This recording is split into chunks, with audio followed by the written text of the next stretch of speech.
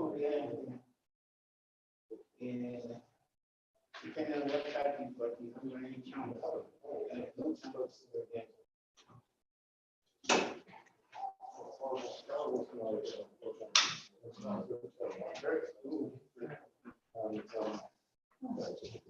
It's very nice of you put that on you, it was ready and I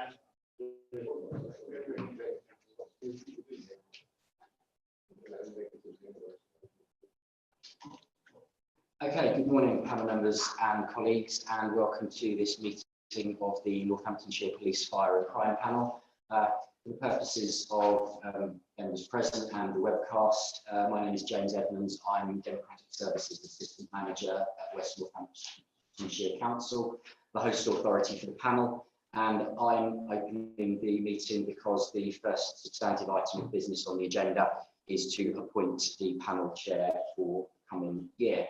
So before we get to that, I'll advise the panel we have apologies for non-attendance from Councillor John Paul Carr of Northamptonshire Council and Councillor Ian Jelly of Northamptonshire Council, who's a substitute member of the panel, and also apologies for non-attendance for today's meeting from independent co-opted members Mrs. Anita Shields and Miss Pauline Woodhouse.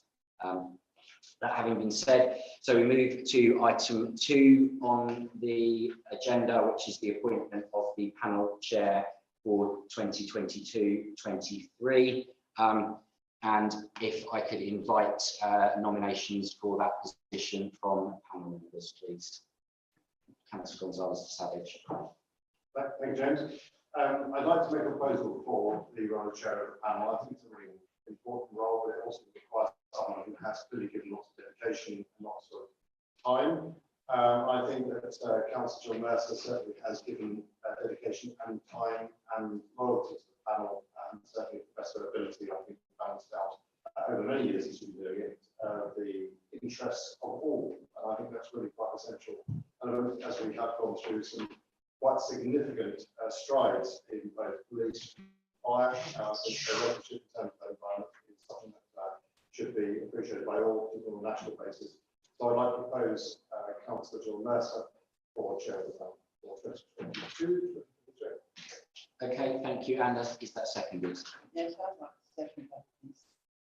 Okay, Councillor Maxwell. Okay. Yes. Councillor and Councillor Strachan did also indicate. So. And are there any further nominations for that position? Okay, I see none. So in which case is the panel happy to appoint Councillor Mercer as chair for the coming year?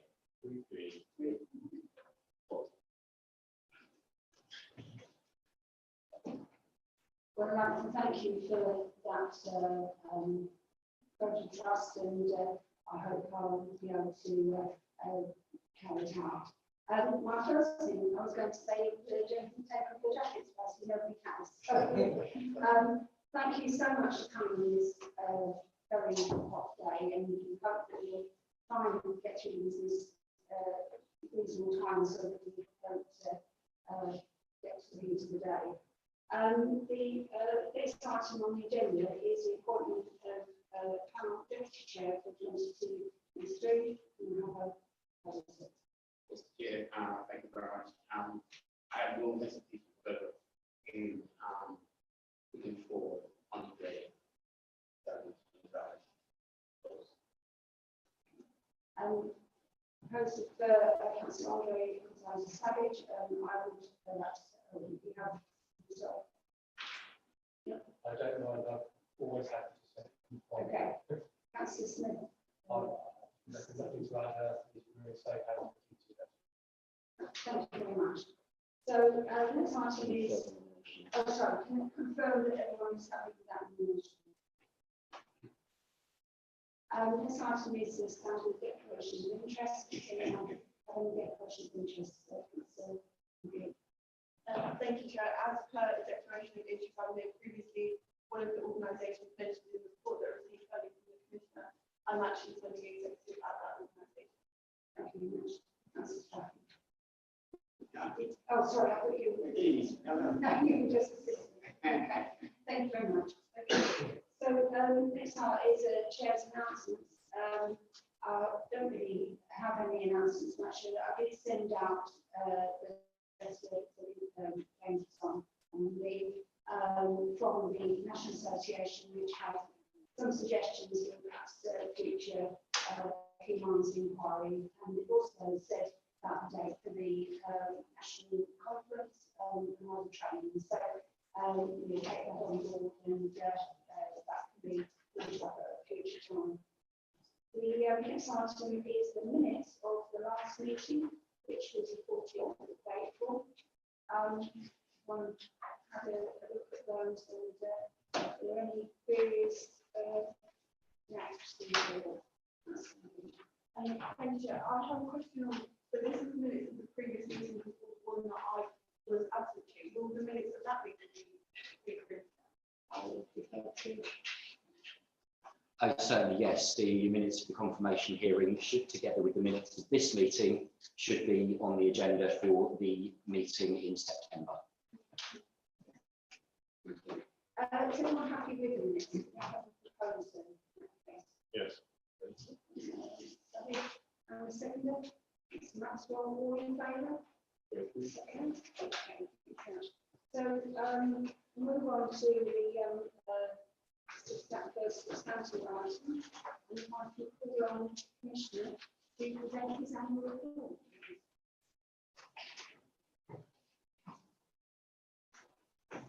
It doesn't light up up there, it just lights up on the bottom.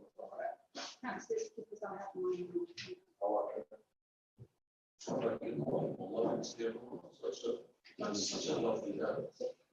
can you try and microphone again? Is it working now? Yes. Oh, okay. Thank you. Maybe we've got to get that sequencing and turning off a little bit better. So, Madam Chairman, proud to present my latest annual report today. As members will have seen, we corrected a small mistake in the report in relation to the number of complaints we've received in, I think it was February 21. As you see, whilst we deal with a large number of complaints, our customer service team are able to resolve a large majority of them, and we're seen nationally as a model of excellence. Delivering this sort of innovation is at the heart of all our work, and this year's report underlines this approach and sets out what we've delivered over the last year and provides an update on the wide range of responsibilities undertaken on behalf of the public as police, fire, and crime commission. Now, life has all but returned to some degree of normality, but maybe not today. It's important we don't lose sight of both the lessons we've learned and how we've collectively risen to the challenge of delivering emergency services during a pandemic. As PFCC, one of my roles is to challenge outdated and inefficient working practices, and the pandemic has shown how our investment in new IT, systems and technology have delivered real improvement and provided resilience to both the front line and to our enabling back-office functions. As you can see from the report, I'm very proud of the work the PFCC has been able to deliver, especially the £2.5 million worth of government funding which we've been able to secure from the Safer Streets Fund. This money has already made a real difference across a number of communities and is supporting our work in preventing violence against women and girls. This work has already been praised by the central government, as we've seen firsthand. This has made a real difference in our frontline policing across Northamptonshire, also in our rural areas. Northamptonshire is rightly recognised as a hub of innovation in relation to the delivery of both policing and fire rescue services. As you know, as the PFCC, it's my job to hold the Chief Constable account for the delivery of an efficient and effective police service in Northamptonshire, and the delivery of our priorities through the police and crime plan. Clearly, one of the key metrics we measure in performance is crime data.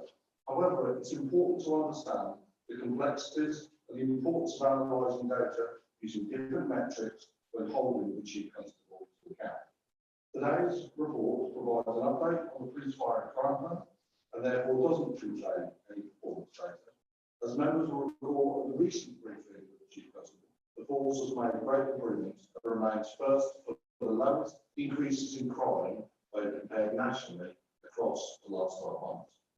For the next meeting, we will be publishing a revised performance update on the police fire and crime plan, which will give members a detailed breakdown of our performance in relation to my priority across police, fire and rescue, and the wider criminal justice. As we now publish monthly performance, not monthly, as we now publish force performance on our website, as well as details of our accountability board, which helps me hold the Chief Constable account for performance. So while today's meeting is not a debate on force performance, but also welcome any feedback you might have, I can raise it directly with the Chief Constable. Madam Chairman, this could not be achieved without the team, and I would like to publicly thank them for delivering so much on my behalf. Martin, obviously happy to take any questions. Thank you very much. Councillor Maxwell, you have a question first. Give almost got what I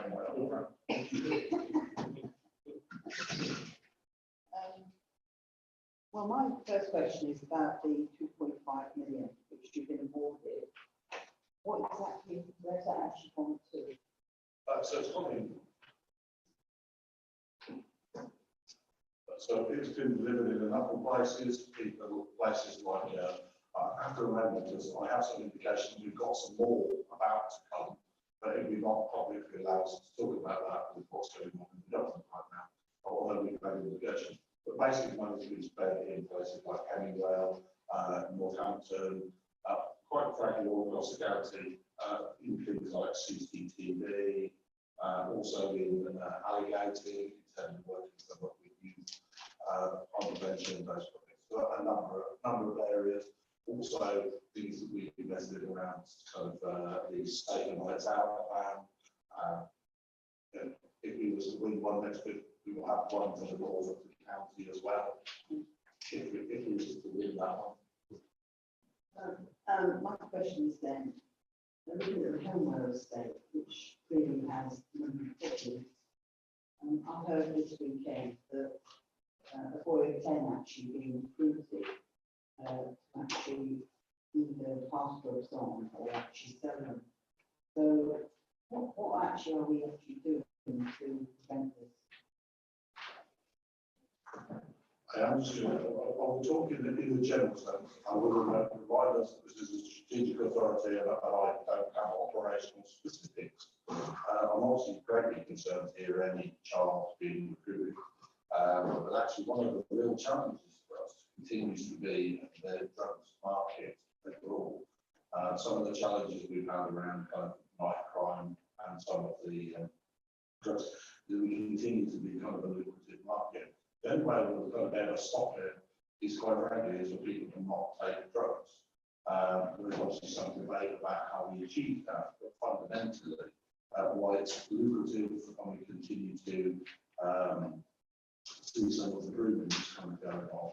Yeah, it's kind of, and it's a quite complex area when you add into it things like students from schools, not blaming schools for that. There's a wider partnership piece that we're working. We obviously have the biggest seizure of drugs in Northamptonshire's history, the second largest in the United Kingdom, and that's primarily the consequence of some of the investment we've made, things like ANPR, and actually our additional police officers on the ground. And it's quite astounding when you actually sort of realise that the kind of brick that's double the size of this was worth £100,000. The uncut value of it, the uncut was £70 million, and quite frankly, it's no bigger than like I wish 2 different papers. It's actually more valuable than gold. So in terms of its street value has been cut to £200 million. Whilst it's that lucrative, then they're always going to be able to recruit kind of young kids. So actually, there's a lot of work that's got to be joined up with. One of the challenges both to us from a policing point of view, community safety perspective, is to work better with local authorities to make sure things around school exclusion, all of those things. But actually, the Hemingwells provide, that was around kind of burglary. It's more of the place piece, if that makes sense.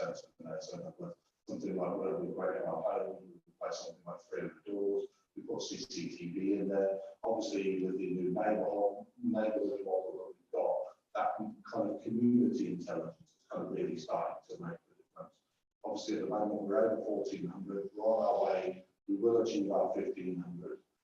And actually, such is the testimony for our ability to deliver. The government has additionally rewarded certain forces that have gone over recruitment because the government gave us some money and our own. So they give us a one-time extra, which I think will probably give us another receipt of something like 350,000 to actually go. But we shouldn't also underestimate, and you've heard me talk about it before, when you've got a cohort of 1,400 police officers, something like 500 or 600 of them have been recruited in the last 4 years. But that also takes time in terms of that knowledge and experience to build up. And they actually, on the positive, they also come and are much more tech savvy, if you like, not than older people such as myself. So actually, there will be kind of other benefits in terms of intelligence. But it's all of those kind of elements together. I think one of the things that we want to continue to do, as you know, in terms of having an issue team, the ACE team, they're actually working, trying engaging with kids to make sure that they stop them going on kind of that pathway. But fundamentally, we've all got to do more to stop people taking drugs, because if there's no market for it, they can't make the value. That was a long answer. Can I just come back to the first question you asked? The first project is done in the Victoria Gorge of Wanborough. It's at the finding board of the North France. And there was, that was where the alligating and the hats were given out for the, to keep people safe. So, sorry, Nick. Sorry, Chair, can I ask one question? Yes. Yeah, given the issue of defending funds actually, could we not do more work in schools, to somehow alert them to exactly what they're letting themselves into? I'm honest, we will probably never do enough. There is always more we can do. I've got Nikki looking at a schools team, Deborah was looking in terms of some partnership that allows us to reach out and engage in schools. Some of the stuff in terms of kind of PCSOs, some of the stuff that where we can kind of complement BHSE in terms of stuff. We've also got things that actually make sure, as part of the current services, we haven't been awarded. There is some stuff in terms of engagement with young kids, in terms of apps, so actually trying to communicate with those.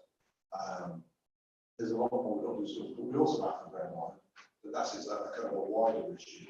Everyone goes, oh, let's go and work in the schools. I think you've got to remind the right that what's the percentage that's going in school? So 14% of their personnel is spent in schools. So actually, it's families, community families, and their primary purpose is to educate. So actually, it's making sure that we have this great habit then that it's our schools to kind of solve everything in terms of support, in terms of parenting and all of those sorts of stuff. But we have to make it more difficult. We have to make sure we shut down the carry on. Some of the work we've done in terms of our A and PR, I'll give you some examples of that in a minute. I've got something about me. Okay, Councillor Brown. Thank you, Madam Chairman. Turning to page 15 of your report, and page 30 of the pack, the section on violence against women and girls, mentions that the police will be targeting offenders who play on women out at night. I can't imagine that the police weren't doing so previously. So, what reassurances have you used from the City Council around any new initiatives being carried out and the anticipated effectiveness of those new initiatives? What will they look like? Also, what sort of measures being taken to target venues where there's known issues around drink spiking? There's a couple in Northamptonshire, I won't name here and there, but then as well as drink spiking allegations. We'll be working with the Chief Constable to cooperate more closely with venues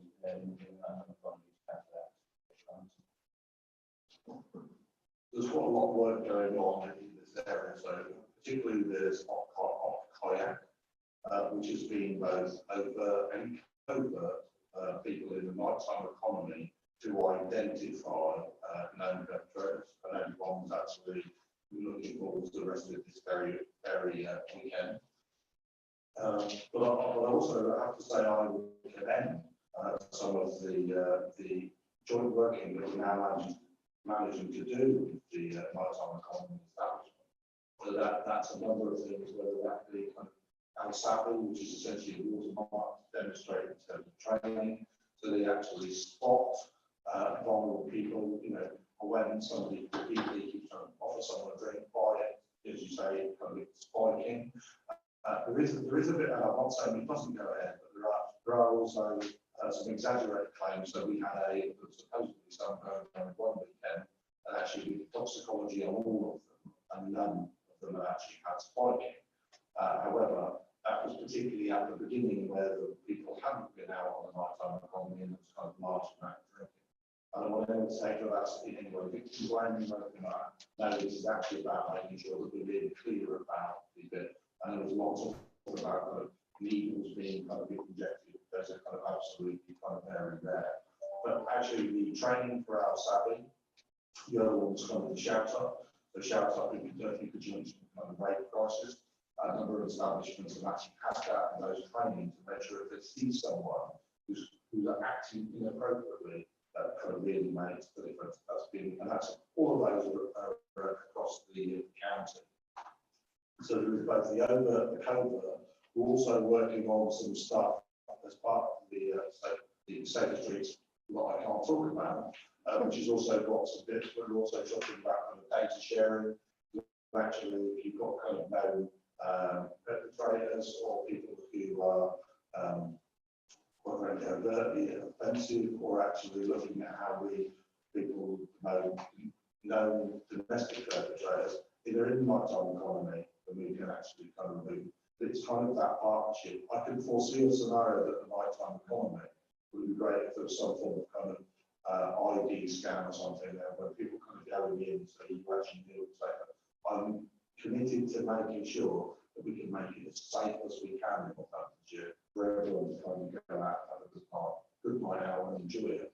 Also things like the safer nights out pass, like that ability to, and genuinely been a massive relief to the A&E, so actually people are doing it.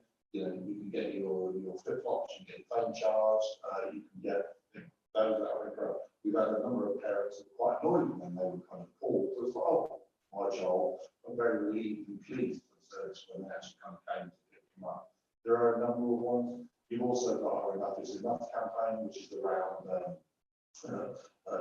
education around kind of male behaviour. We are also working on that won't stop there. We obviously want to work with sports clubs to make sure that we've got some role models. No offence, podcasts like me, I'm not, you know, I've got two young boys, and the best I can get out of half the time is a couple of grunts, or yes, Daddy, or is it, can I have this game that's over a certain age range? It's the most of that communication I've got to get from. But they're not kind of listening to me. So there is that bit about making sure in terms of role models, which works in terms of some of the stuff in terms of school. But there is overt and covert. I think one of the ones that really kind of actually genuinely got upset is there is kind of a change in behaviour. I visited a school in the north of the county, and I was talking to some 12 to 15-year-old girls, and how anyone thinks it's okay for a 60-year-old to walk with a girl on her way to school, and the effect that actually has on them in terms of confidence. So actually we'll be doing more to make sure we do that. Also, like I said, there is some initiatives we've got in there to make that even easier to report, because actually if it's an individual that's going on in a certain area, we want to make sure in terms of our response. And we need to get kind of more sophisticated in that kind of level of data, because that sort of stuff is wholly unacceptable. Councillor Roberts. I was going to ask a question, but you've answered most of what's on the answer. No, I'm pleased that you did. I think this joint working is crucial for the success of what we're aiming to do here. You told us today how complex the issue is, and I'm sure we all know how complex it is. things that does disturb me that when I talk to people in social care who need more help, and genuinely, is that children can be helped, but they sometimes have to go back to a chaotic life. And that's where the partners, as it were, in the joint working need to step up. We do need to have, which that's a simple fact, in my opinion, Chair, is we do need to have a lot more money and people going into social care. We need to, I think that they're wonderful, and I'm sure everybody in this room does so too, but you know, they need to be valued in all sorts of ways. That wasn't really a question. That's okay, probably, we all agree. Sorry. So the next question is from. Can I just comment? Yes, sorry. I hear, because actually, you know, vulnerability, whether it be in young children or adults, whether it be, you know, we talked about drugs. Actually, you know, one of the things that they kind of do is you've got local gangs, they kind of target and target vulnerable individuals. So there is a kind of connection. They take over the house, they deal drugs from it. Sometimes there's some dependency, something is not, sometimes so there's absolutely a kind of joined up approach. I think one of the bits that we all need to do better on, the fact that we've now got 2 authorities, not 8, is a real plus. However, it's also really important that they continue to work together. I am concerned when I look on different borders where, you know, the child goes to school in one area, but actually kind of lives in another, making sure that the kind of systems continue to join up. Chief Constable pushing forward with the authorities in terms of an observatory to try and kind of create greater data sharing, along with other things we kind of look at. These are kind of crucial. They might seem boring and unimportant, but actually they're quite critical of making sure everyone. So go on, please go back to your authorities and nudge them to kind of go, look, how can we better share data?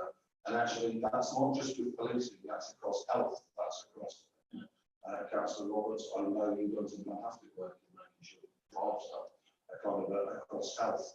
When you kind of look at it, you mentioned, look, we spent something like £7 million as a county on drugs rehabilitation. I mean, imagine if we stopped that from happening kind of in the first place. Is it all spent in the right places?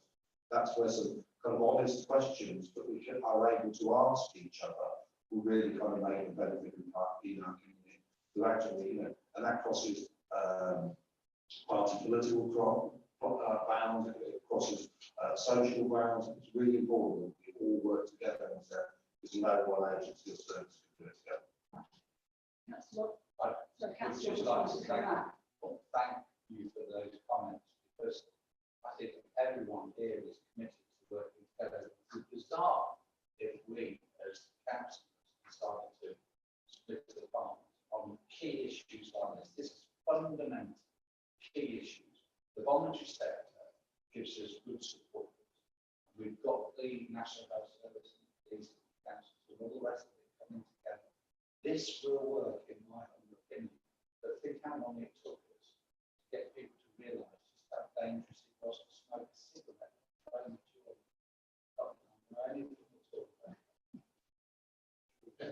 Okay. Councillor Gonzalez establishment. Thank you, Madam Chairman.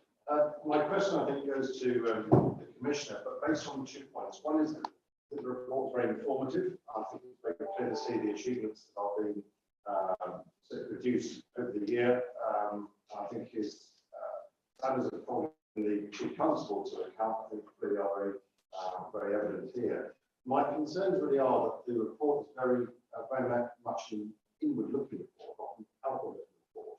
So what they've achieved, I think, is excellent. And I'd like to see really, I think, how I phrase it probably is very clear, but it's about looking out to the communities that are basically part of Northamptonshire and looking out perhaps globally at other elements, other countries and other areas that have tackled some other crimes in relation to those. We have so many communities within our county, not only born in Northamptonshire and not lived here for very many years either.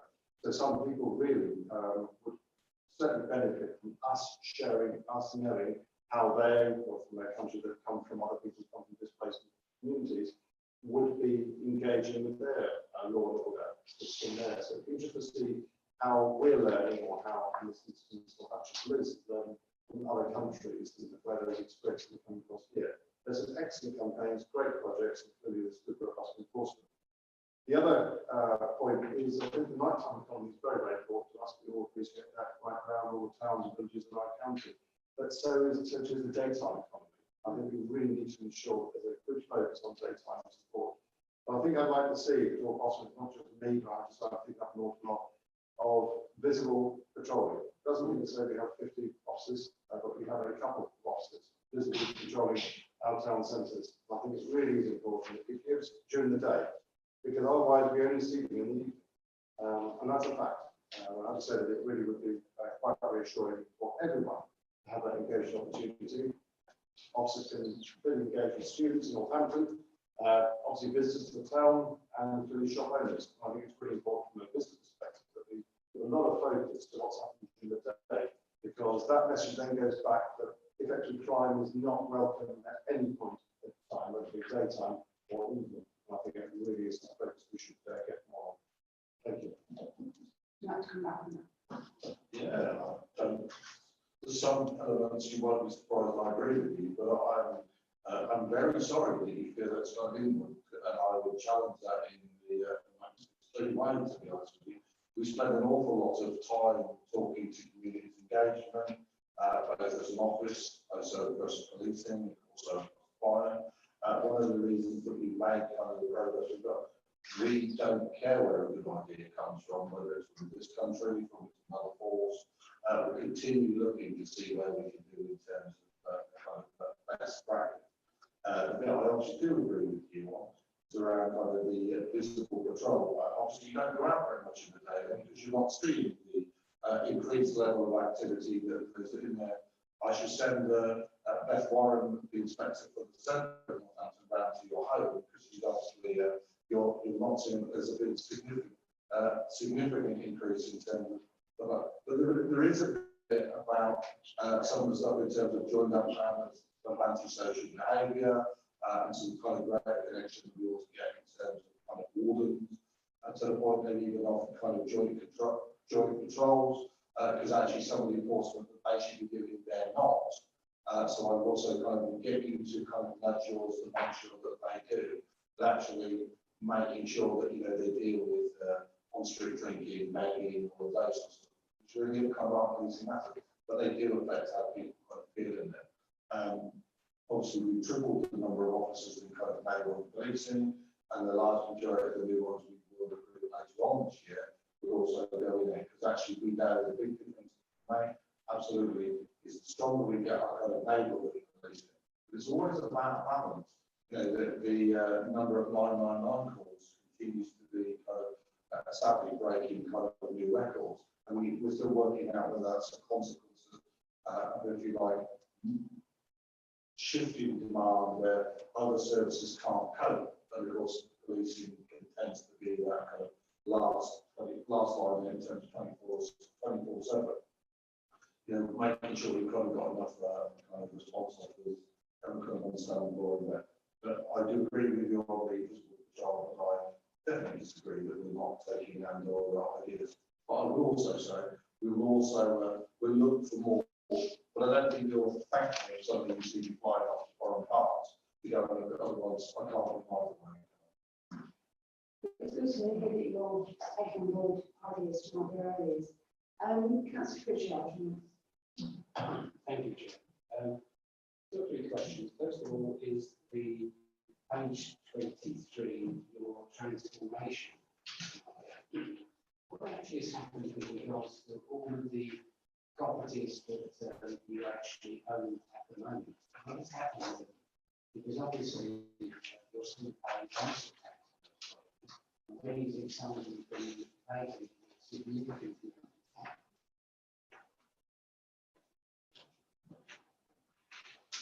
I'm glad you asked that question, because I have this afternoon in the States board, one of the things I was talking about is how very disappointed I am about ability to dispose of ones. And in the final stages of hopefully sorting out Corby, I would probably say some councils make it easy to dispose of.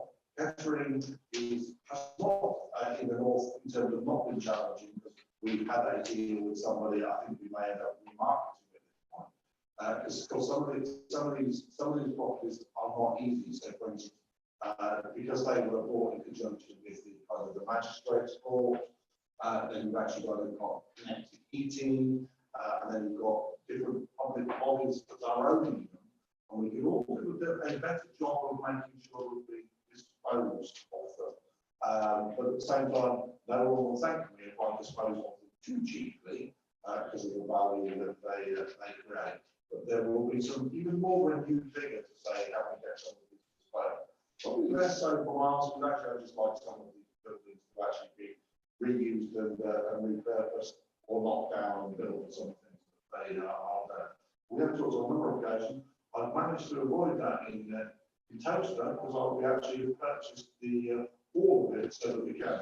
Although I do believe I don't quite know around, you get some very interesting ones that somebody has challenged that Toaster police station was never a police station, and so we're having to prove back to something like the 1900s that it was to try and stop science. It's never quite as simple as a law to get some of these things done. And of course, the combination of kind of the pandemic hasn't also made people's finances easier to complete on those pressures. But we absolutely must do a better job. And one of the things we'll be looking at this afternoon is kind of reviewing our longer-term view of where we kind of want to end up now. Because actually, I think it's time so some that we were going to dispose of, get them quicker, some of them might want to repurpose. The next question. Sorry, can I just say that apparently we need to bring the microphone a bit closer to us in order to get it to take on the work with so sorry. Yes, the next question is with regards to you as the chair for the local criminal justice board. How have you managed to influence HMCTS to actually improve their situation with regards to bringing criminals to justice? That's a nice, easy closed question. That's a nice, easy closed question. It is worth very much. We reintroduced the local criminal justice board, so there was just a regional one that was during the pandemic. I would actually say I'm really pleased with the work we're doing in conjunction with. However, it's probably a bit like some of my school reports, but we must work harder and we must do better. The backlog in our reports is something of concern for me. But actually, to give you some idea, Nottingham nicked one of our judges for a little while, because actually we got ourselves in a good position. But such was our success that they've now borrowed them because their situation was rather dire, which of course doesn't help us. There are some challenges, particularly with HMCTS around the states of some of our buildings, as you'll well know. But actually, I would actually say we're starting to have some very frank and honest conversations. And for instance, things that have come out. One really good example was because we now have representation not just from HTTS, DPS, probation. I should get someone on the defence someone, but actually also the defence community as well. And one of the ones that kind of came out, given that we've kind of got new training, is actually how can we better train our police officers to make sure that, for instance, some of the younger people that are kind of ending up in court, when actually had they pleaded guilty, they might have got a community or somewhere, because you can't offer a conditional court outcome if you don't admit guilt. So actually, as you can imagine, a no comment interview might help us. So actually being able to have those proper conversations is really important. But actually some of the work that we're trying to do around kind of vulnerability, around kind of rape, some of those things are really trying to, I just completely dismayed. I think when you look at the kind of national numbers of the number of and successful outcome.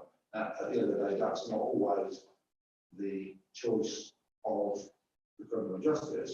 At the end of the day, that has to be the victim's choice, which, as you know, which is why we've charged a home to rate prices on top of course, to make sure people can kind of get supported no matter what they want to do. So a number of areas we've kind of seen improvement, but there's still, as in this job, I think it's one of those, it's a never ending, you'll never get to a destination, it's always a journey. My last comment, and I hope you don't mind, is with regards to the actual report itself.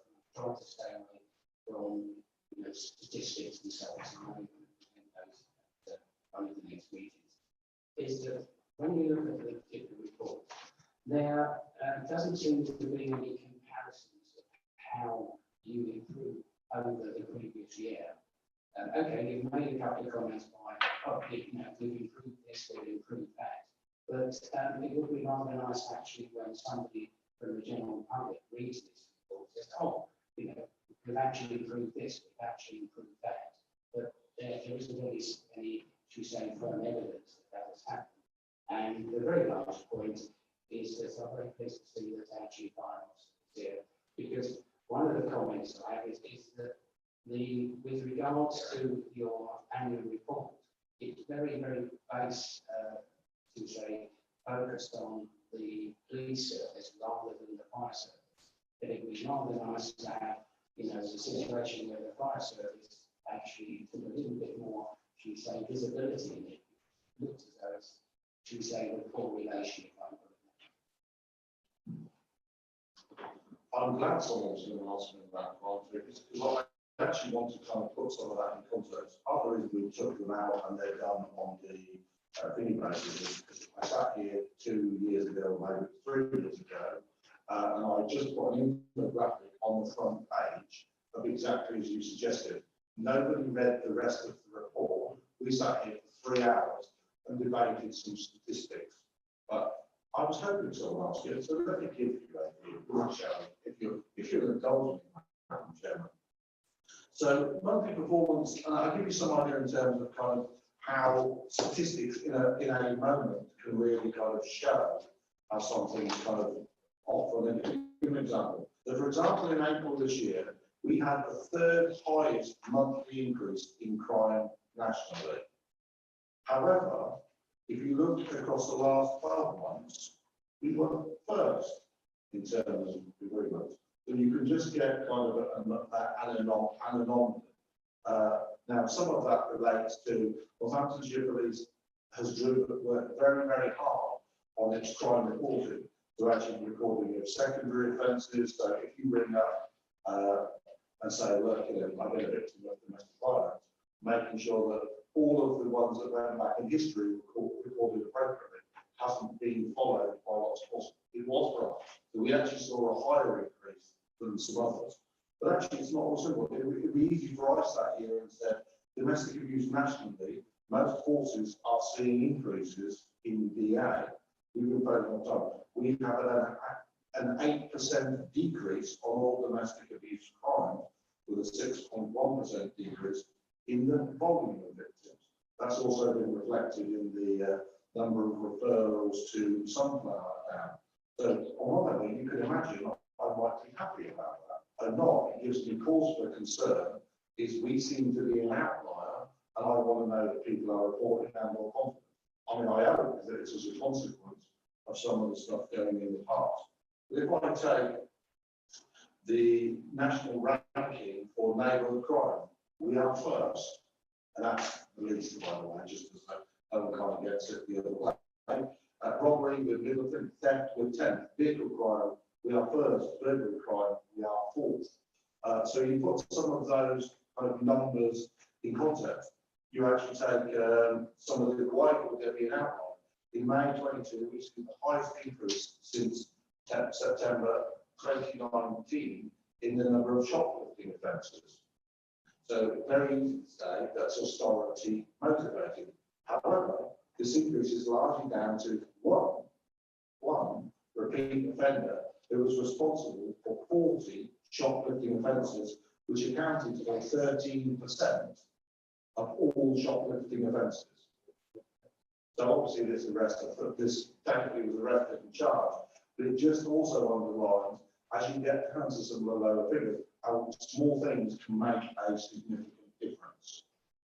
But one of the things you will get from me, as a consequence of the new police fire crime plan, I will give you some insight into some of the measures we'll be using. Now, I could keep you all here all day, because this is just the fact. This is just the fact.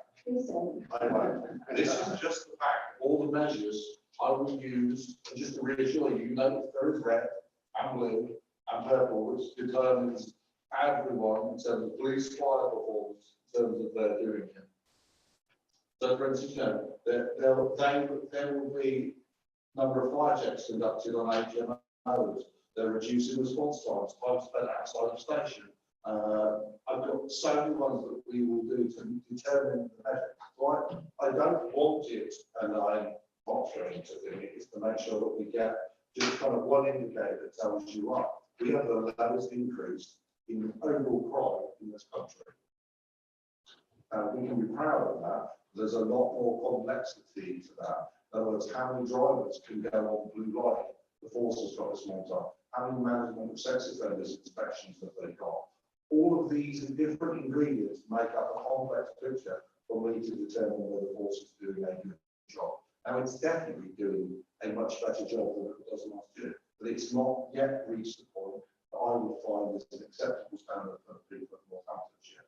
Now, I hope that with the work that's coming down now, we will finally making that breakthrough, and when we get to next year's appeal, I'll expect to see that kind of borne out. But as you know, I'm not waiting for that, and I will share with you in terms of some of the insight.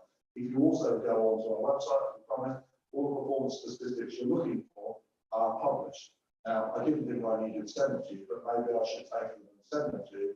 They are there available along with all the categories. That was a long one. I was open to something last year, so thank you very much. Yeah. Did you, with regards to the comment of the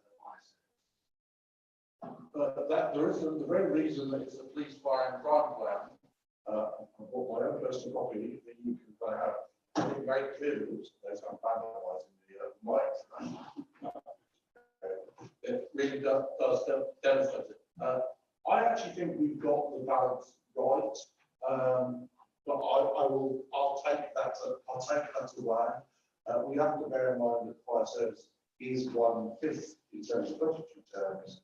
That it is, but actually you're right, one of the things that pain is that you feel as value as a very important part. Thank you. Councillor Thank you. I have a number of questions for you, Stephen. The first one is, I'll just echo a couple of the sentiments. Sorry, could you keep mine? Yes, I'll just echo some of the sentiments that the panel have already. Firstly, I'll just echo the comments that I do think the fire service becomes across as slightly negative in this report. I think it needs to take more of a sign role. You've got two brilliant organisations working there, and I agree that I think there should be more information and more of a sign role given. I'll also echo Councillor Gonzalez's comments about visual patrols, particularly in my area. I would say about it, but I'll get that through again. So two questions then going forward. The joint independent audit committee. How is it independent? Who is on this committee, and how does it operate? Who makes it independent? And is there any members of the union on there? I think given the national situation at the moment, we can see how important it is to have good relationships with every union. So I'm just wondering if there is any union on that. If there is, how does that work? As you know, JIAC comes and presents each year, so I'm surprised you're actually asking that question, but I think it's a subtext of one about you'd like to see union representation on JIAC. Absolutely not. It doesn't happen anywhere in this country whatsoever. It's a joint, and the clue is in there. They are independent members that are not policing, they're not in any way, and would be inappropriate for any union to take a part. Basically, would, if you look at the standards in public life, would actually go against the very elements that it's got. It's deliberately there as a piece of work, and you'll be pleased to know later on in the year, they come and make their reports to you as part of it. But it doesn't happen anywhere in this country. Okay, I'll just go back to you on that and say perhaps we could push them to have good communication with each other, then that would be a good forward step. And then in regard to the conversation we had earlier about joint working, I do really want to stress the importance of that. And when we talk about health and social care and joint working, I wonder where the word austerity is in people's minds. I'm not having this conversation. But regardless of that, the true cause of a lot of gang exploitation, in my experience with the young people I work with, and I'm sure it's true across the country, is the financial situation, the cost of living. Now, I've told this story before to Northamptonshire Council, but I'm going to tell it again for the benefit of the West and for the benefit of others in the room. There is a boy, a young man, 16 years old, who turns to his youth worker and says, I do not have a choice. I have no choice, I have to join them. And she says to him, of course you have a choice. There is always a choice. You never have to put yourself in that position. He says to her, no, I don't, because I'm sick of looking in my fridge and all I ever see is blockage. That's all we've ever got. And once that cheese is gone, my mum and my sister, we've got no food. I have a responsibility to care for my mum and for my sister, and I've got to join them. And I just want to stress, when we're having these conversations, and when you're in the room with these people in government, and when we're in the room with the leaders of the local authority, and when we're in the room with the people that have the power to make a difference, let's just stress that unless we have support for this cost of living crisis, it's only going to get worse. This situation will not get better. This is driven by financial needs. People are desperate, and that is what drives this. So I just want to put that forward and ask if we can all fight that fight for the benefit of our residents. I'm sure everyone would want to help people. It's probably a central government initiative rather than thing. The evidence suggests that there are some cases where that is it. Why was broken? Why was flashing green and red?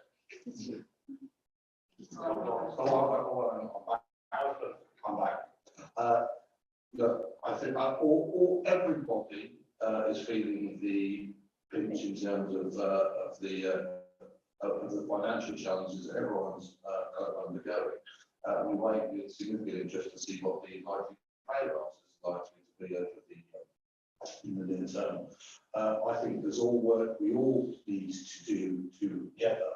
I'm not sure there was a kind of a question in there for me. It was just a commitment to lobby where you can. yes. But the other bit I would just emphasise, the evidence says that actually the majority is not financially driven in terms of austerity, but there is a link, and we obviously will, but mine is to make sure that our county is safer, so I will do all I can to make sure that we work, which is why, as you know, we invested in youth workers, education workers, and we've actually got some really strong stories. We're actually also helping to understand their opportunity in terms of access to money, grants, and all those sorts of things that we work with. Thank you very much. Councillor Russell Roberts, you have a question. Chair. Sorry, promise sorry, Councillor Stratton was next. Beg your pardon. Right. My first question to the Commissioner is Madam Chairman, no one's going to hear online because you're on. Oh, sorry. sorry, yeah, my first question. Can I just point it forward? I wasn't trying to cut you off. I was trying to respond back to the question that we've all been asked in the room. Okay, thanks very much. You're welcome. I'm talking to the chair because the chair running the meeting. Yes, sorry, that's my mistake. Yes, my first question to the Commissioner is to do with the premises that is still just in crowd. Could you consider the use of some of these put into community use, because there are a lot of areas, not necessarily in big towns, but there are lots of areas where people with like a community center or some sort of leisure place or whatever, and it's not available. So could you consider, I know it costs money, but depending on the arrangement made with the community, they can have the building at on rent, and the cost of running and maintaining the building could be that from the rent. So could you consider that? That's one of my questions. The other thing is on page 27 of the report, the second line of paragraph, the second from bottom, we got something here that says the end of quarter 4, 21, 22, so 370 pounds young people reaching their final progress point, and it goes on a bit. But 375 of their home land, please. You need to know that because 375, that's 4,000 or 5,000. I know that. Great. Then on the final page, sorry, not on the final page, on page 27, and the bottom below the paragraph below the one I just spoke about. At the moment, I'm not seeing the page you're referring to. On my page, I've got that. You know, the youth service report. this one in youth service. 27. So page 8, top left hand corner, sorry, Madam Chairman, narrative, page 8, top left hand corner, 27. Youth service. Yeah, so what's the question? The bottom paragraph talks about the youth service, and he talked about a project done in the north of the county. I was just wondering what happens in the south of the county. Could we have something similar, please? And going on to page 27, we have a lot of percentage of things done with the ANPR technology.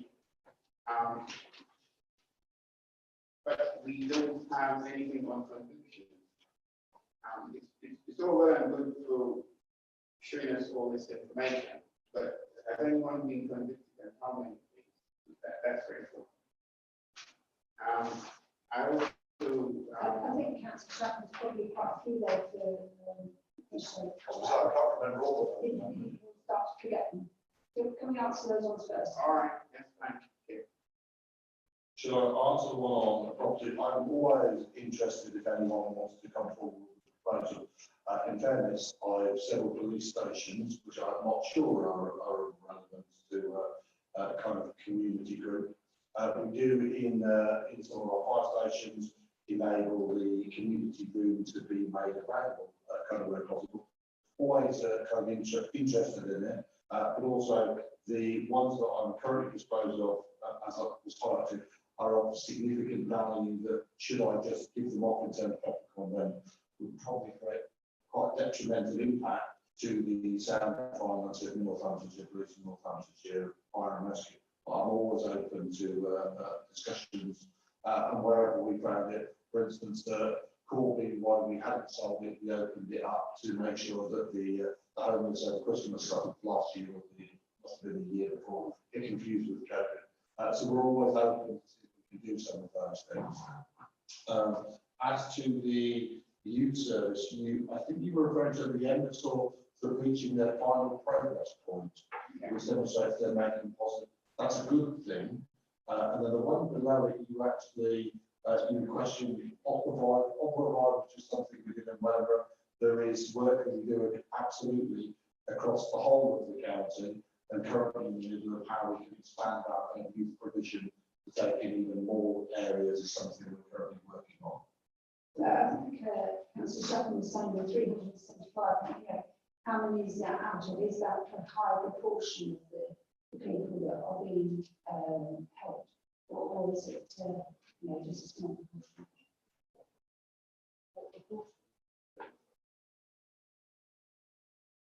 What proportion of Off the top of my head, I don't know what proportion. I can find out for Do you. you want to? But I mean, essentially, that is only 1/4. So effectively, that figure is actually only for Q4. So there will be, over the course of the year, a greater number of young people who will have been impacted on by the service. Yes, but our guidance figures, the total amount of people who started out within the project. So we can have some idea of the percentage of people who did as well. We suggested, 325, what percentage of that? What percentage? Perhaps you can provide that. We can provide that after the meeting. Yeah. Okay. Did you have another question, Councillor Stratton? Yes, Chairman. I'm beginning to sound like another Max Bygrave record. But I'm quite frankly, I'm using my talk with the fact that we come here and we keep the tool of the increase in police officers, PCSO. But like two other speakers have said, we don't see any business. And it's what the population out there want. They want to see people in uniform walk in the streets. And we haven't got that. So the question is, when are we going to see some of these extra officers that the Commissioner has talked about, because we haven't seen them? When are we going to see some of them on the street of the county? Not sure I'm going to satisfy you on that, because I can physically show you where they are. I can actually show you where they've been. Perhaps what we'll do is do that. You might be able Let's swap over.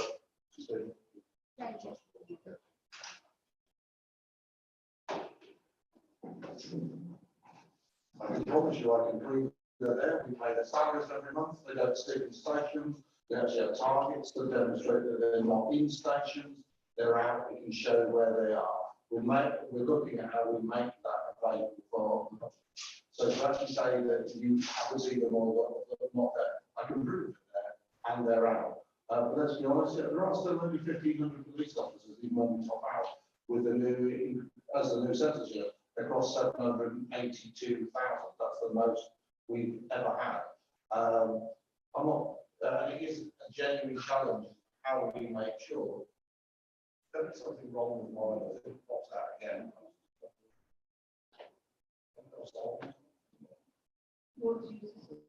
No, that's come back. Yeah, they're there, it's real. We have 3 times more in our neighbourhoods would be better done. They're out and they're proactive. I think what we'll perhaps do is we'll bring next one, we'll show you where they've been and we'll bring you the infographic to demonstrate where they've been. Thank you. Right, if I'll come back to you, I'm sure that she wants to. No. Is that okay? Yeah. I'll just remind the members that we've gone past the hour, and so we can, everyone that's wanted to ask a question initially. So if it's the second question, very quick, please. That's the next one. I have just 2 questions here. First question, which actually I've spoken to you about, a suggestion by Edinburgh Town Council is, could we actually have a police person which the council would actually pay for? If they were there one day a week, in any week, so that they were present in making contact with social and other children, it would actually give not only the children the opportunity of actually communicating with the police officer, but it would actually give some sort of what I would call trust, and also adults would be able to go and communicate with the police person should be required to do so. Now, I realise this is a full order, but I was thinking it might bring back some idea of, And yours has gone wrong too. yeah, that's it's bobbing around. Yeah. So it might bring back, it might bring back some sort of connection between, the police and the public. That's, the first question. So if you want to answer that one quickly first. In Arts Academy, we do have sponsored PCSO program, which some communities take in terms of some communities to come take advantage of. There are obviously the beat buses, which are there on a regular basis. I myself have attended one in Irvingrove, which is it's for exactly that reason, to enable people to actually turn on a regular, really fine day to kind of turn that and communicate. As to a school program, it's something we're working on. As you can imagine, during the pandemic, schools didn't want anybody in their schools. So some conversations are going on, and we're looking to see how we can expand our presence. Also, in terms of some of the content that we can then do that can become part of BHSC. I just also have to keep reminding, and I also recommend that the schools are there for being a place of learning. That's their primary responsibility. In some respects, some societal stuff that we all need to do to support parents. A good example of that is recently we did some training, the ACE team, along with Northamptonshire Police, did some stuff around educating parents on what challenges around gangs and also drugs to kind of look for it. And I believe at least 1,000 parents have kind of attended that. But actually, one of the benefits in terms of the pandemic is kind of that mass communication in terms of directly, so they can actually spot some of the signs and what they mean and what they are. So we're always looking for more things we can do in those areas. My second question is, I'm on the taxi and licence panel for Northamptonshire. And one thing that has popped up last week was 3 taxis which came before the panel. One of them was had actually had a sexual offence against a female girl. So I don't think this is really a strategic question. I think, Well, I just want to yeah, ask. if you could just try and Yeah, make it sorry. strategic. Sorry. What I'd like to know is what connection are you having at the moment between the taxes which are coming before the panel and committing offences and yourself as police in other aspects of your work? First of all, on one level, so I have spoken to both chairs of the relevant authorities to make sure that data sharing is in place. It is for the police, not for me. I'm just going to remind you, I'm a strategic authority at Halton to now, and they're the ones that we have made sure, and I believe there are good communications in terms of data sharing between the respective panels and the police. There's a team there responsible for providing the information. If there's some questions about whether that information is being shared or you've got some claims, obviously you can then refer or complain on it. Thank you. I can't speak for the North, but there is a national database, the NR3 database, which should be utilised just to show any offences for any licence. I know that, actually. What I would like to say is that when we take them to court, the time it takes to actually get them to this offence, it will be next year. Yeah, that is a ongoing thing that the Commission's already referred to, of course. I'd just like to ask about the victims support. I know that you're really keen to make sure that that is as good a service as you can get. Is that available to historic cases? Because I think in the past that service hasn't always given support to the victims. It might, and that some of those victims might still be suffering after many years. So are they able to access that service? Absolutely. You and I have been conversing around what there are some in terms of we cannot. There is no time limit. Someone can reach back in terms of contact, but there is a bit beyond victims where there's sometimes in terms of mental health challenges or actually. Oh, sugar. There is the wider kind of health support that some of them kind of do and don't need. But no, we don't put a time limit on it. But at the end of the day, we deliberately create the to make sure it's kind of a gateway potentially to kind of other or more specialist services where necessary. Thank you. Councillor Stratton. Thank you, Chair. Thank you very much. I would like to ask a question relating to the fire service. On the fact, page 53, right at the bottom, we talk about Sorry, that's the next agenda item. That's the last sentence, next agenda item, so we're concentrating just a minute. we come back to it. Yes, it's okay. Oh, right, I didn't realize. Yeah. So I think we had a good discussion on that annual report. Any company will produce a report that will go to the commissioner, and I'm sure all the comments that James has been sorting out. Did I need to? Also,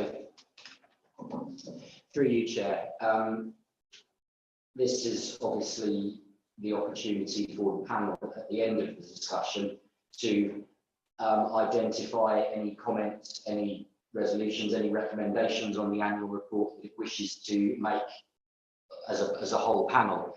Clearly, if nothing else, the panel will send a report to the Commissioner that gives a summary of the previous discussion and will identify various comments that were made by individual panel members or maybe made by several panel members. But there's a difference between that and any conclusion by the panel as a whole.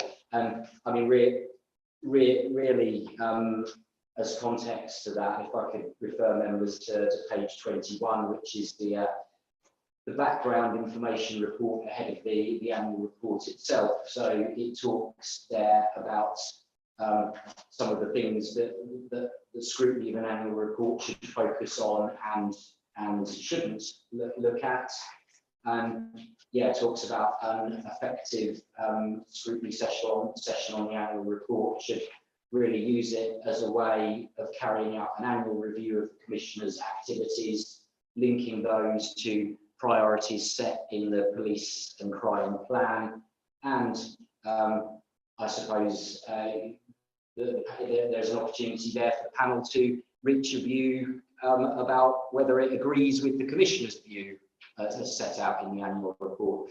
So the annual report involves the Commissioner saying what he's done and the successes in the previous year, and it's open to the panel to make any comment on that it chooses to do so. I have Councillor Gill, I'd like to say that the emphasis on the early intervention and youth work is most appreciated. So Councillor Gill. Thank you. I think, I hope the panel will agree when I say I think some of the biggest recommendations we can pull from the conversations we've had about visibility of police on the street.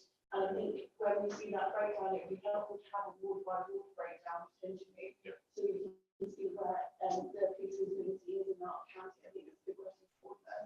And then going forward, I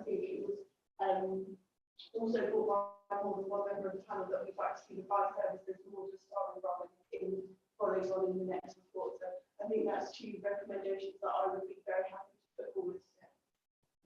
Okay, thank you. Does everyone agree with those? Yes. Seem fairly, you know, across the board, people commented. Can we then move on to the,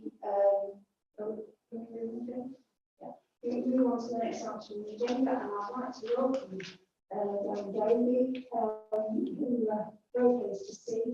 And I'll just say, we're very sorry to see you go, and we wish you all the best in the future when you do retire. Thank you very much. Not as yet. I know, Not to I know. represent weakness. Yeah, so if I can call on Commissioner to introduce it. Yes, there seems to be some emphasis on, can I put more in the book? I will now deal with the fire report. I brought in to encapsulate the two. So the Fire and Rescue Authority annual report for the Fire and Rescue statement. The annual assurance statement sets out the performance of the Fire and Rescue Service and provides an insight and oversight into relation to the financial government arrangements of the authority. This is the third annual report for the Fire and Rescue Service I brought to the panel, which provide members with assurance on financial governance and operational matters in relation to our Fire and Rescue Service. As members will be aware, over the previous year, our Fire and Rescue Service has continued to undertake a great deal of work to support and protect our communities as COVID-19 pandemic eased. However, as you'll see in the 21-22 was another challenging year for the service. We saw during the third wave of infections the highest levels of staff sickness of the pandemic. Whilst I'm proud of what we've collectively achieved and delivered, including real improvements in performance, investment in fleet and equipment, large-scale recruitment of new firefighters, and improved response times, I'm all aware we need to do more to build on those achievements. As the report sets out, in 2021 was an anomalous year due to the effect of COVID restrictions on our society. However, I'm determined we never lose sight of what our collective goal is, which is the aim for the best to make our Northamptonshire safer. This will be the last year where I bring two separate reports. The next year, I'll report on my police, fire and crime plan. It's my intention to bring the two reports together, which I think will satisfy the requirement from a moment ago. We're waiting for the latest inspection reports for the Fire and Rescue Service, which will hopefully be published next week. And will show the real progress that's been made and also highlight areas that needs more work in relation to our people and culture. As you can see, we're joined today by Darren Owen, sadly for the last time, on behalf of everyone. And I want to take this opportunity to thank him both for his service and his leadership of our Fire and Rescue Service and the support he's personally given me. I'm sure Darren will soon discover that the trouble with retirement is that you never get a day off. So with that, Madam Chairman, we're happy to take any questions you might have. Okay, so I think I perhaps also go to Councillor Stratton first and see if you have some questions on this, and it was not the right time to use me before. Okay. Thank you very much, Chair.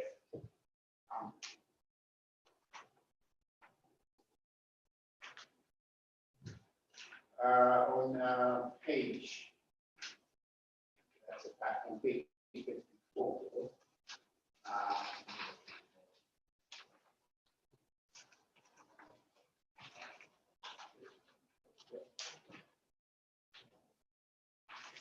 Yeah, we talked about home fire safety visit. Could someone explain to us how does that work in terms of how do you decide if you do private homes? Private homes, how does it work? How do you determine what home to visit? And I noticed that in response time has gone up. Could you explain why it's gone up? Because obviously we are looking to reduce response time, which is very, very important. Getting there and protecting the public. And back on page 53, right at the bottom, and you made reference to the sickness. Does this include mental health issues? You mentioned a lot of sort of sickness, but you didn't mention anything about mental health. It's very important. I think to all of us, we want to make sure that our fire people are safe and they're being looked after if they've got issues such as mental health. Thank you very much. Thank you, Councillor Stratton. Thank you for those. So I'll take them one at a time. So home fire safety check time. So in essence, if you look at any of our documents, you can see that our whole prevention strategy is effectively a pyramid. So what we tend to do is we concentrate the home fire safety checks at those people who are most vulnerable. So you know we have a prevention department and they effectively take referrals from other agencies. And so for example, we'll take them from the ambulance service, we'll take them from the policing, for example, where people maybe have been a threat of things like domestic violence, domestic abuse, and various other agencies, social care, we refer them in. The prevention team then have a team of people centrally that go out to deliver those very high risk home fire safety checks because we need to be able to be available to them all the time. We can't run the risk of setting a fire crew, for example, they may get a call because those people are very vulnerable. So that's how we do the very high risk. What we then do is the crews on the stations then concentrate on what we call the sort of immediate risk. And a lot of that will be based on geographical areas and things like areas of deprivation, for example. And then at the bottom of the scale, you'll have a do-it-yourself home fire safety check. Everybody else can go onto the website and they can effectively go through that. And at the end of that, depending on what the outcome of that is, they can then self-refer themselves to us to go a home fire safety check for them. So the normal number that we would do, a sort of pre-pandemic period would be about 6,000 a year, and most of those will be in the high or very high risk, certainly 85%.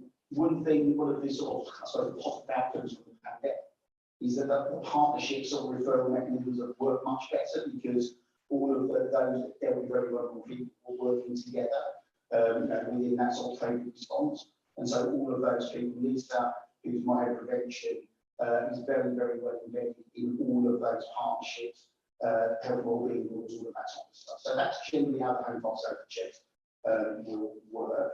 With regard to response times, I think we should next one, wasn't it? So yeah, so response times have gone up a little bit this year. Again, a lot of that is due to unlocking and people back out on the streets. Some of it is due to our struggle, certainly in the daytime, to maintain availability across the county and our retain stations. And that's something that we've been very aware of in the time we've been involved with the fire service. I can talk a bit more about that in a second if you would like. Historically, though, response times are going down. So if you look at the pre-governance change, response times are about 11.5 minutes. They're down to sort of 10.5. There's some granularity underneath that I think is quite important, which is that response times for fires in the county is just below 10 minutes, I think 9:58. Where you tend to get the longer response time will be for incidents that are out of countryside or road traffic collisions. And obviously, if you go to a road for a traffic collision, you have to circumnavigate the traffic that's built up behind it, or these RTCs may happen in rural areas as they do that more often than not, or certainly as a higher problem. And so we'll continue to look at that. And like I said, the day-to-day struggle for us is making sure that we've got strategic fire cover, and that's due to the issues within the retention system that the people will be very, very first on. Your last one around well-being is a really good question. So the sickness figures include everything effectively, and clearly the sickness figures have gone up because of COVID effectively. So that our baseline sickness is what it was pre-pandemic. I would argue that we have some of the best wellbeing support in the country for our firefighters. We have an in-house wellbeing support team of peers that are able to effectively, make first contact with people. We have specific mental health support available. We've got obviously got all the occupational health provision that anybody can have. We have got fitness advisors. We've got people that are able to do physio with people to get them back to work. So we've got a whole range of wellbeing, and I think we take wellbeing very, very seriously. And actually, it's worth pointing out that it's not just the uniform staff, that is for all staff across the whole of the service. Because I agree, what we've seen is an increase in mental health over the last few years across the piece, actually, as people struggle with COVID and through the pandemic, and also potentially people struggling now with things like cost of living. So we're very, very alive to that, and try to direct people into help where we can. Can I just point out as well as Devin didn't mention it, Ollie, the wellbeing job that was mentioned in the previous report, which I think is a brilliant idea. Thanks, Chair. We had the first wellbeing job in the country, actually, and again, voluntarily sort of trained for the service by one of our firefighters, effectively one of our watch managers, who was very into his dogs, I should say, and had a rescue dog of the right temperament, so actually put him through the proper training effectively. So I know both us and Chris have now got a number of wellbeing dogs that we share with each other. So yeah, again, an extra revision, another sort of box, but yeah, doing very well. Councillor Brown. My question's been asked and answered. Thank you, Chair. Okay, thank you. Councillor McGee. Thank you. Thank you for joining us today. My question is perhaps a little bit. I've got a brief question on the vision for 2025 and community risk management. I understand you said that's coming out, Steve, you said that's coming out next week. It would be nice to have it today, so that we can all look at it and ask questions on it, but I understand how difficult it can be to write things and stuff and get them out to deadlines and things like that. So I think that's the fuel, and that is an external body. Oh, yeah, that's fine. I just was wondering if it comes to The HMRC report is that you are more than welcome to read it. It will publish to everybody next week. Obviously, I've submitted it. It's an independent inspection of the service. It's available to everybody. You're more than welcome to ask any questions on it when it comes out. But it comes out at the same time as a state of fire, which covers the whole of the service. We have no influence whatsoever on it. Okay, so If I could just add, so the I think the FAR 25 document might be referred to, so that's a separate document to the community risk management plan. So the FAR 25 document is published, is on our website. So I wrote that. That's sort of the chief director's vision for that. So that is available. The community risk management plan, the short version is available at the moment. The long version is we've designed for it because there's been some minor changes to that effectively. So the community risk management plan runs from April this year effectively to April 25. So that will be published within the next couple of weeks as soon as we can get that through that design print. yes, So that was for a vision specifically from this county, yeah. So can I ask, and this is just another question, was there consultation done on that? How does that strategy go through? How does it come through? I'm just interested in research part in that consultation, how wide it was across the service and what the feedback was like and how that influenced the strategy. Okay, so the community risk management plan, which is the public document, so that is the thing that is required by the legislation to be done. So the community risk management plan goes for both public and staff consultation, and that is done extensively through things like focus groups and or the department deal with going out and speaking to staff, and then it goes out public consultation, which is what fire authority deal with. The Vision 25 document was my document, effectively. That wasn't consulted on because that was my view, and it's clear in there that it's my view. It's not anybody else's view. It's my view around I suppose the challenges that I think both the sector has got and the county has got. So again, that was very much our sort of personal view of Vision 25. The things that I think, I suppose as something who's towards the end of my career, the things that I feel, the challenges that I still think we've got both nationally and locally, and how we can potentially do some of those things. I'm happy to tell you what we Thank you, Councillor Maxwell.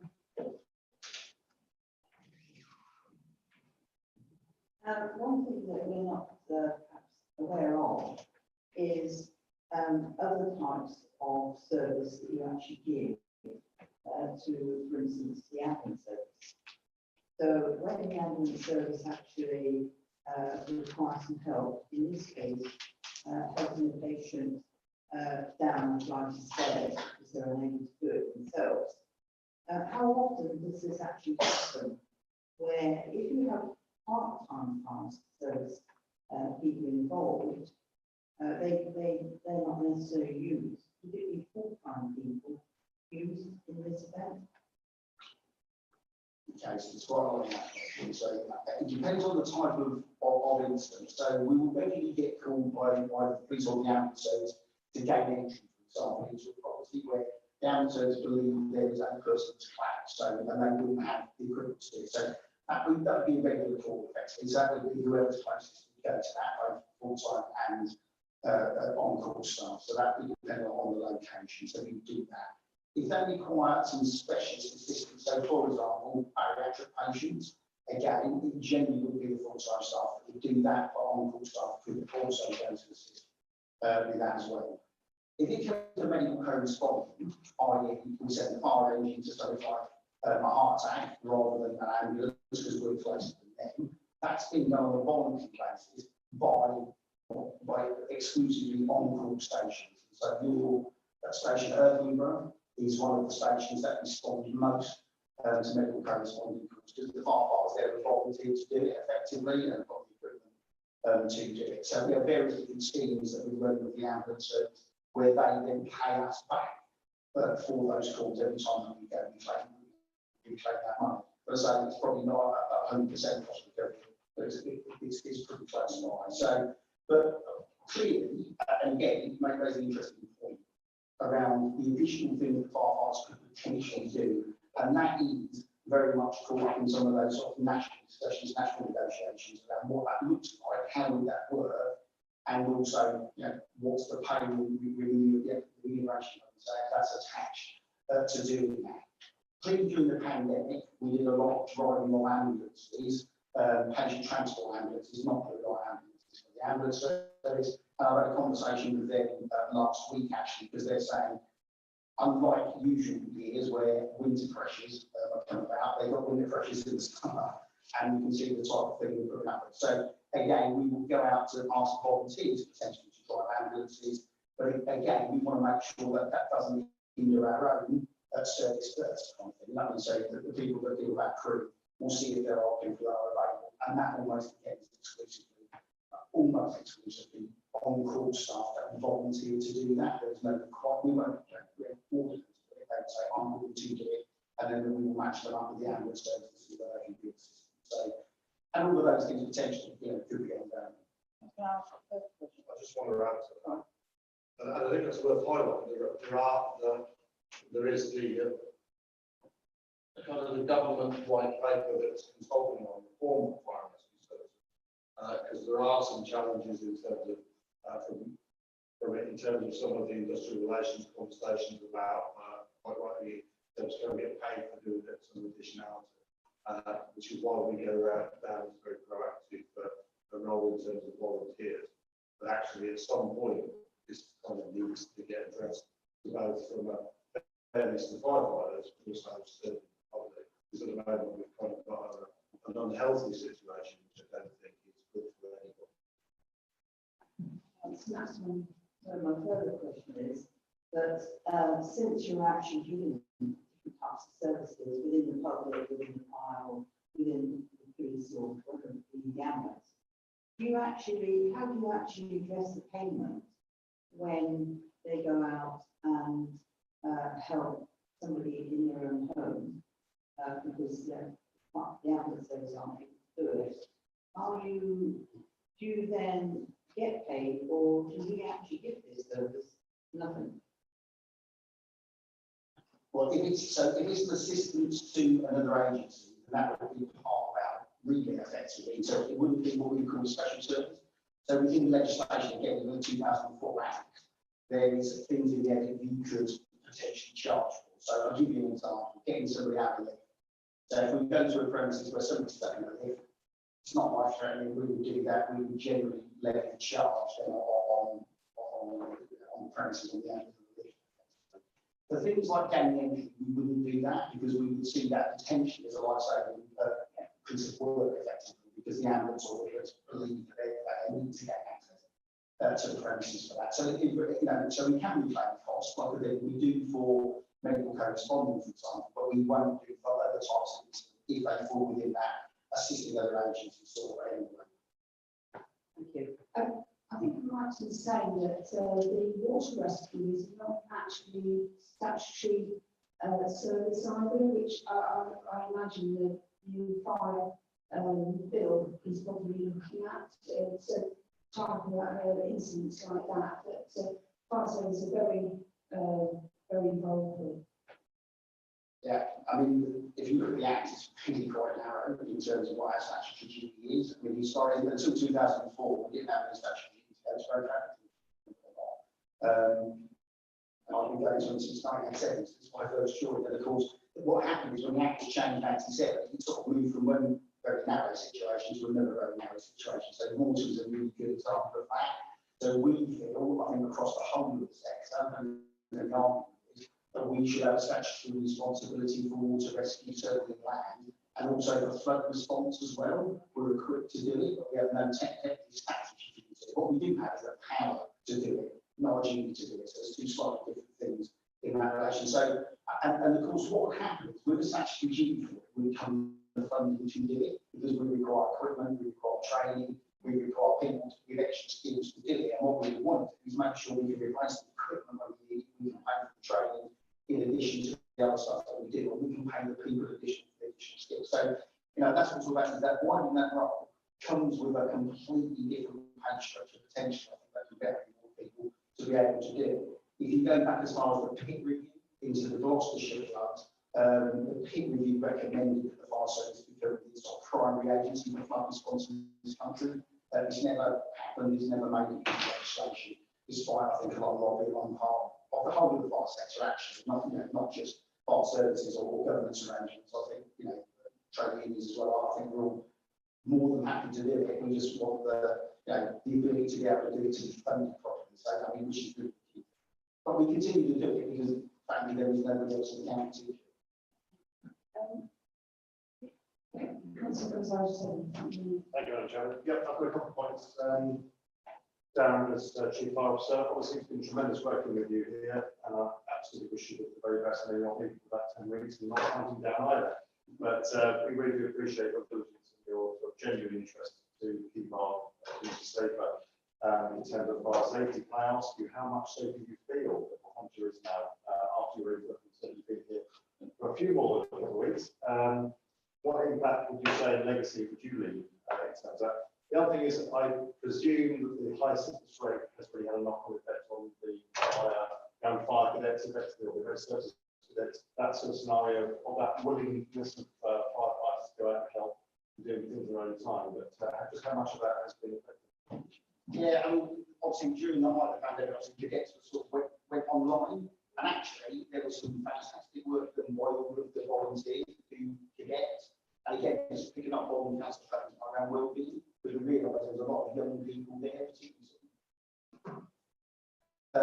cadets, a lot of young people, particularly young people who, like lots of teenagers, I've got one myself, that sort of struggled from a mental health perspective, isolation. So they've done lots and lots of online stuff with them. So again, real credit to those people that continue to do that. How much safer, I won't give you a percentage, but effectively, we know in between 2016, 2019, we will continue to see budgets sort of fall. We will continue that there were less firefighters. We hadn't replaced any fire engines for a long period of time. Our equipment was becoming old effectively, and some of it was becoming quite dangerous. So the fact, in a post-government change erosion, and let's just leave aside for a minute because we can have the arguments about whether PTC should be fire government or not, and I think that's another discussion. The facts are we have a 3-year financial stabilisation plan, and we've achieved that. We transferred with no reserves, no capital, We've now got a council plan into place, you know, the 8 new fire engines have been delivered, and the aerial appliances have been delivered in September. And that's not just for the stations that we get, them, the trickle down of those other appliances moving through the county means we will have more ultra-high pressure firefighting capability go through the county, which makes the public safer and makes firefighters safer in the way that we do our job. So the fact that we've really been able to, I don't know, reinvest in the structure of the service, I suppose, and firefighting numbers are starting to go back a bit. They're not where they were in 2010. You know, we are still at 25 firefighters short from where we've got wholesale firefighters short than we were in 2010. That's a fact. Our biggest struggle is still, as I say, maintain the retained and trying to, ensure that we can maintain strategic fire cover, particularly during the daytime. But the reason really that came into my position to retire is because I felt that we'd come to sort of an end of the improvement cycle, and hopefully the HMI report that's published on the 27th will show that. And now it's time, I think, for someone to take it forward from there. So I think we're a good, stable financial base. Performance has improved across the service, and that's a testament to the people at the end of the day. And because the last 3 years have not been easy for anybody, so we've been able to improve performance in the team of the pandemic effectively, and adapt to that as well. So, the staff across the piece, there's been lots of change, new headquarters, new personal protective equipment, enabling services, another big change, for the service. So we've been through a lot of change in the last 3 years. And to be able to improve performance in the way that we have, while going through that level of change, has been, a massive testament to the people across the whole of the organisation, from the firefighters to the workshops, to the prevention section staff. And my leadership team has been fantastic in supporting that. It's a privilege to do the job. Not a lot of people get the opportunity to do it at the end of the day. So now hopefully I will be in a far better place than it was when I took on the job in 2016. I mean, I'm not going anywhere. I still live in the county. I live in Greenham, north of the county. So I should still be an interested on the shall we say. So hopefully, like I say, I don't think a better place than where I'm at. Thank you very much. Stephen. I just have the point for that. Really, I was just I'm trying to find a call yesterday with the. I feel like I'm trying to joke you out now, Darren, because of the great work you've done. Actually, I was just going to the FCC, which is kind of what all achieved in terms of some of the improvements. There is also because you've got HMIC now, you've now got, I think it's called FPOP now, which basically is services that can go into special measures in the same way police is. I'm not sure it's formally announced yet, but I was just Gloucestershire is going in. So I'm sure there's some consulting or some extra bit there, because I'm sure Mary won't want you. Once she's given you that long list of stuff you need to do get done in the garden. Don't you encourage it? You see, lots of value to offer national fire, but I would hope that we kind of would all record our absolute thanks for Darren's great service and his dedication to Northamptonshire. And like I said, personally, I want to thank you for the support and help in leading a great bunch of people to achieve amazing things. Thank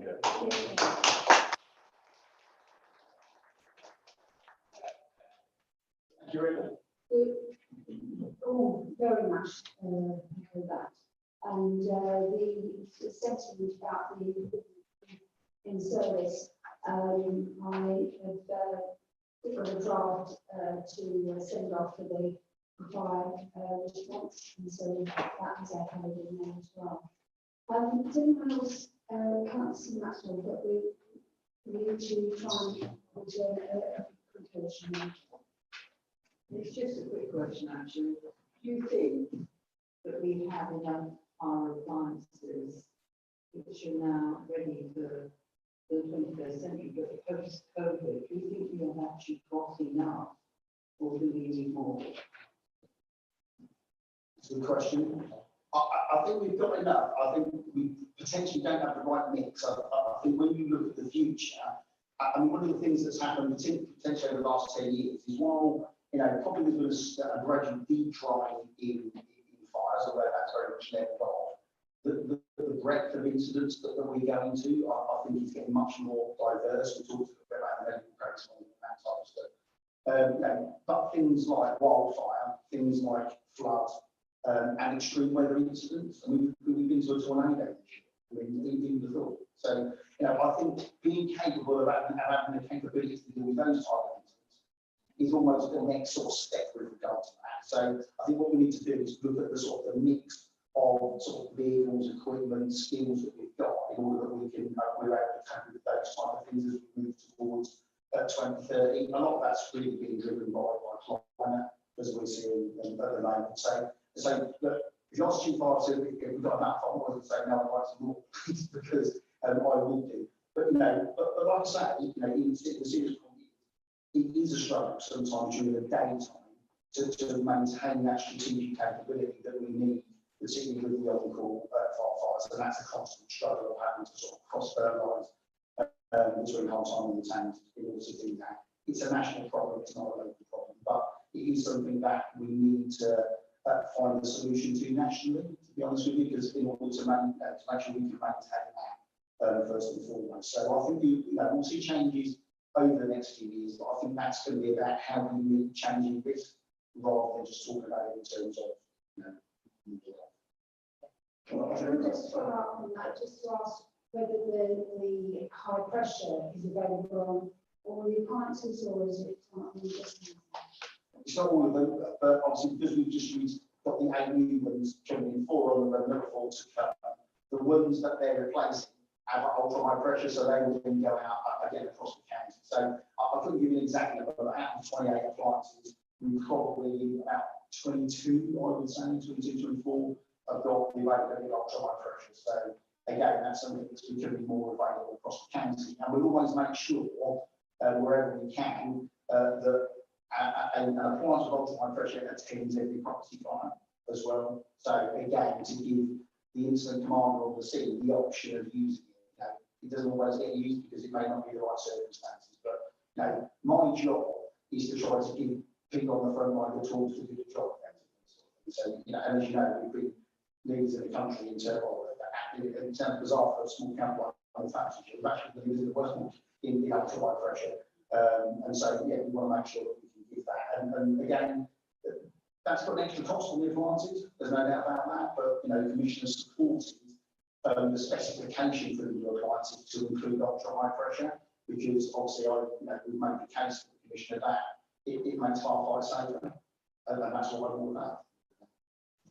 That's probably my point. I was just going to say that the new appliances are better equipped than they've ever been before, both in terms of stuff that serves the community and makes them safer, and also the welfare of firefighters in the actual camps themselves.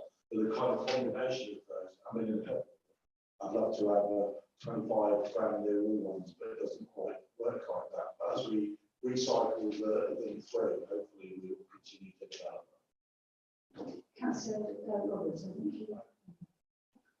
Just want to say that the fire service along with a lot of services went through a slightly torrid time a few years ago. But boy, have you come back with a vengeance. Partnership working and joint working, you've made that relevant. And in my opinion, you've shown practically how you can help the community. And the community turn to you. They always have, but they can now confidently turn to you to do this wider thing. There's no point in having somebody turning up at the incident saying, I can't help with that because that's not my job. And I'm most grateful for all of the work that we've done. I'm interested here that you're still living in Northamptonshire. I'm sure Stephen's making Thank you very much. Thank you very much. So I think James, just bring that to conclusion. It's the same as the previous one where there are recommendations. So I think we just congratulate the fire service on their achievements so far. We look forward to hearing the report next week. I think we also we look forward to a combined report next year, which brings together all of these elements requested, obviously done fairly, rather than 2 separate reports like we've got now. We get one. Thank you very much. Okay, so is everyone happy that we pass on to the next one? Okay. So now we should return to more internal procedures. James, would you want to introduce this? Thank you, Chair. So slightly belatedly, this is the first regular panel meeting of the current municipal year. So it's an opportunity for the panel to consider its work programme for the year ahead. Clearly, there are a number of functions that the panel is required to perform. So scrutiny of the draft of the Commissioner's proposed precepts at the start of the calendar year, scrutiny of the annual reports, as we've done today, scrutiny of any proposed appointments to specified senior positions that the Commissioner brings forward. But beyond that, there's the opportunity for the panel to set a work programme which can identify the items of business it wants to deal with at its regular scheduled meetings, whether that is regular reports on items like budget delivery or performance against the Commission's key targets, or more one-off items of business looking at particular areas that the panel may want to consider. And then going beyond that, the work programme can also talk about any activity that the panel wants to carry out outside of its main meetings, whether that is scrutiny work or whether that is briefing sessions, any training sessions members may see the need to identify. So the appendix to the report, page 67 onwards, presents a possible work programme, but that is really as a basis for discussion by the panel today. It's modelled on what the panel has done in the past, but you're under no obligation to carry on any or all of that outside of the mandatory statutory tasks. And then the appendix also identifies a number of suggestions from the previous panel or from the Commissioner for areas that the panel may wish to include in its current work programme. But again, that is subject to the decision of the current panel. It shouldn't feel obligated to take on something that its predecessor or that the Commissioner has recommended. It's unless it chooses to do so. As with all scrutiny type bodies, of which the panel is one, it's important that the work programme is owned by the current panel, represents what it sees as its priorities, the work it wants to do to best deliver its functions. So that is talking about the work programme generally. To highlight a couple of more specific points that are included in this report. So the panel has previously been a member of a couple of network bodies. So that is the East Midlands Police and Crime Panels Network and the National Association of Police, Fire and Crime Panels. Further information about the purposes of those bodies, and in the case of the regional network, the cost of membership is set out in the report, paragraphs 5.3, 5.4. But at the start of the year, it's appropriate that the panel takes a view about whether it wishes to continue its membership of those two bodies. And then finally, it's been referred to earlier in the meeting. There is currently a public consultation underway on the government proposals around fire and rescue service reform, the fire and rescue service white paper. The report includes a link to those and suggests that panel members may want to look at that consultation document outside of the meeting and feedback any comments that they wish to make, which could be incorporated in a response to the consultation by the panel chair.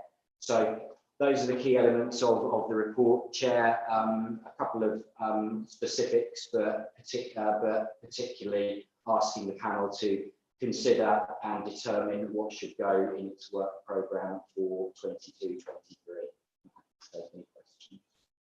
Thank you, James. Well, I'll obviously invite the panel to comment, but I think the general the statutory items and the work programme that we've had before in general, you know, I'm happy with that. I certainly consider that we need to do the briefings with the Chief Constable Chief Fire Officer. I think we usually say once a year, but I'm open to discussion on that. And certainly the preset and budget, the working group that we've had was very valuable. I think we actually were able to discuss in detail rather than at the panel meeting. And I'm sure it will be mentioned shortly about the early intervention workshop or work programme that we're wanting to do. So can I invite other panel members to add into that? That's okay. So you wanted to say something? I was just going to go back to, I'm thinking of what we were discussing, early intervention and life crime. And I think that I want to say that either in form of working group of those who want to be part of it or bringing it to the action panel. But I'm sure, I think, we will agree that's something that we could discuss and would like to be brought forward. I'd also like to say that I don't, correct me if I'm wrong, I don't think since I've been with this panel, I've met this in this meeting. Is that what's meant to, is that meant to happen once a year? Because I had that interaction. Some It's not, sorry, it's not some panels do have the Chief Constable come to them. We haven't typically, because we are holding the commissioner to account rather than the Chief Constable. But we have had private briefings. Now, I'm not sure if you wanted to make the last one. I think that's probably meeting because obviously it's a daytime meeting. It's probably difficult for you. But we tend to approach it in that way. But that's your own intention, I think. I certainly welcome that. Councillor Roberts was quite keen on that as well. And I'm sure Councillor Maxwell. So is it everyone's wish that we set up some sort of small group to look into that in your head? That's Councillor Fisher. I'm just looking at the situation. Is that relevant for this? Just don't go on it if you don't like it. No, sorry, no discussion between you, sorry, that's not very good. I just don't think that's, there's lots of other issues like other bodies that actually are monitoring this. I don't think it's relevant. Okay. Well, okay, yeah, that's nice one. I don't know whether it's relevant or not, actually, but I would quite like to see the complaints which are actually made against Stephen, or were not the statistics and the actual. Is that any complaint that's made against the commissioner does come to a panel that we have been on that panel. So, yes. So that we will see those anyway.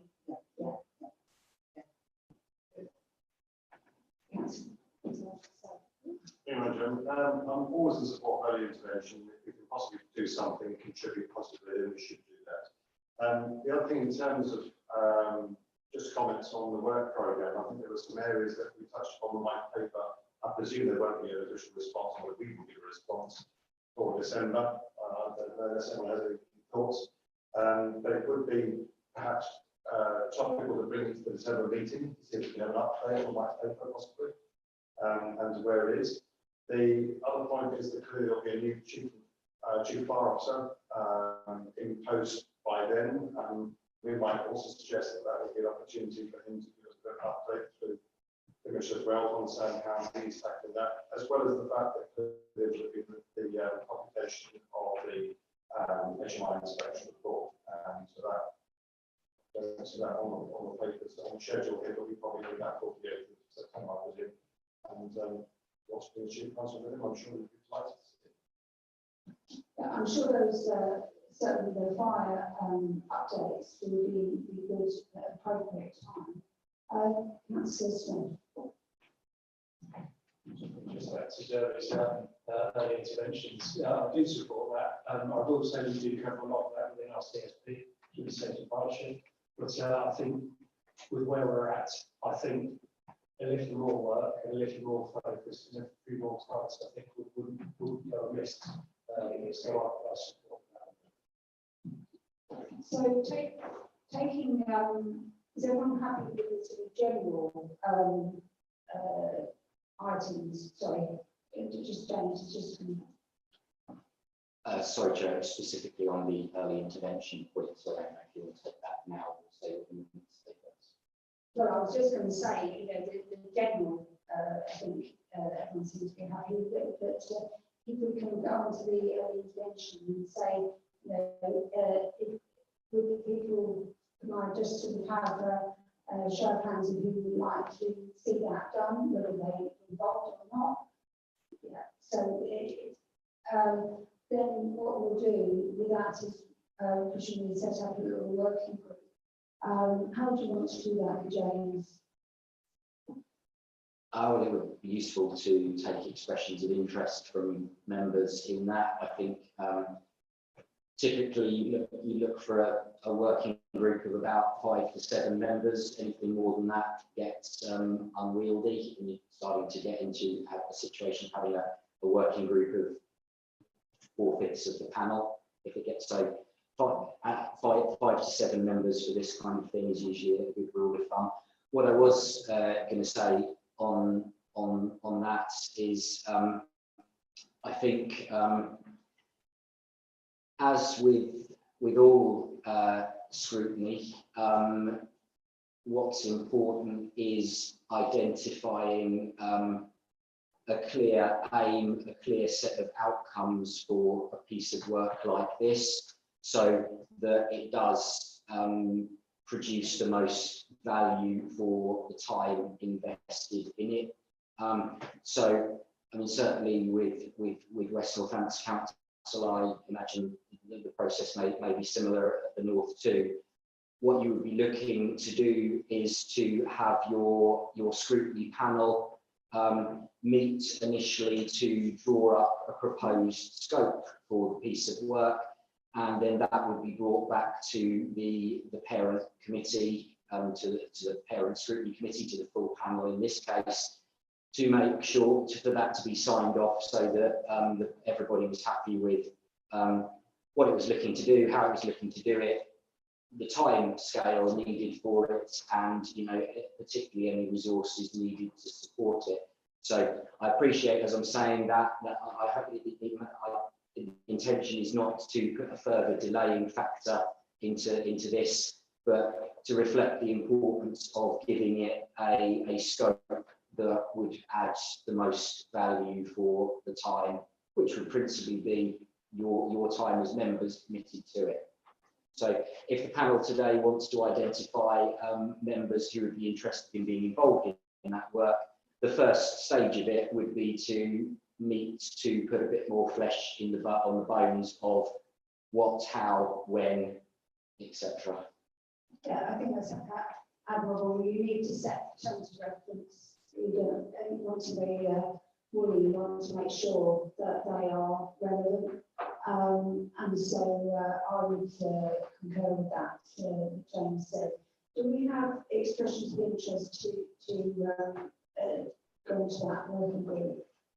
1, 2, 3, 4. So Councillor Gonzalez, Councillor McGee, Councillor Maxwell, and Councillor Smith. And I'd be interested as well. So that's 5, and we could perhaps open it up to any other members that are not here at the moment as well. So that is underway then. Then secondly, we need to decide a couple of other things. Is everyone happy to continue with the National Association and the regional one? Sorry, Councillor Brown. The local panel is in one of the cost of £2420. It would be useful to know whether we've used the resources that were retained for last year, and if the opinion of people who have used them, whether they've been useful or not. Pass that to James. Yes, I mean, so one of the benefits, one of the things that you get for your £420 is the opportunity, is 2 meetings during the year organised by Frontline Consulting, the regional network. That's usually attended by panel chairs and support officers, and certainly we've virtually always attended those. I mean, it's difficult to quantify exactly the benefit, but against that, I would say it's a relatively small amount. It is a small amount of money. There's no issue with the panel affording that, because it can be paid for from the grant funding stream that the Home Office makes available. So on that basis, yeah, I would say it was worth continuing. The Home Office always complaining we never spend money. So if we don't spend it, we lose it. I have found it very beneficial mistake. Does everyone happy with the carry on with both the regional and the national association? Yes. Yeah, okay. That's the question, Yes, Chair. okay. Thank you. What happens if the USGA, sorry, what happens if you can't attend the meeting? USGA, because it's just chair. Could be a deputy.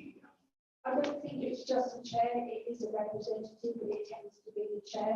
So I would imagine, that it would be chair or vice chair. Right. If somebody else, Yeah. if we're both not available, then it is allowed to the rest of the panel. Yes, I'm sure that's the issue.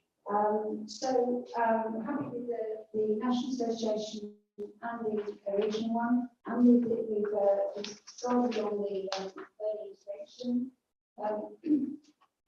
Everyone happy with the briefings from the 2 chiefs and the budget workshop. And are there any other topics that anyone would like to bring up? That's nice one. Well, the budget workshop, does that enable us to be part of that budget workshop or not? Yes. I think last year we had one which was a explanation, and so what's involved and what work goes into it, etc. And I think we had another one which was actually when they got sort of into the actual working, so that we could into it.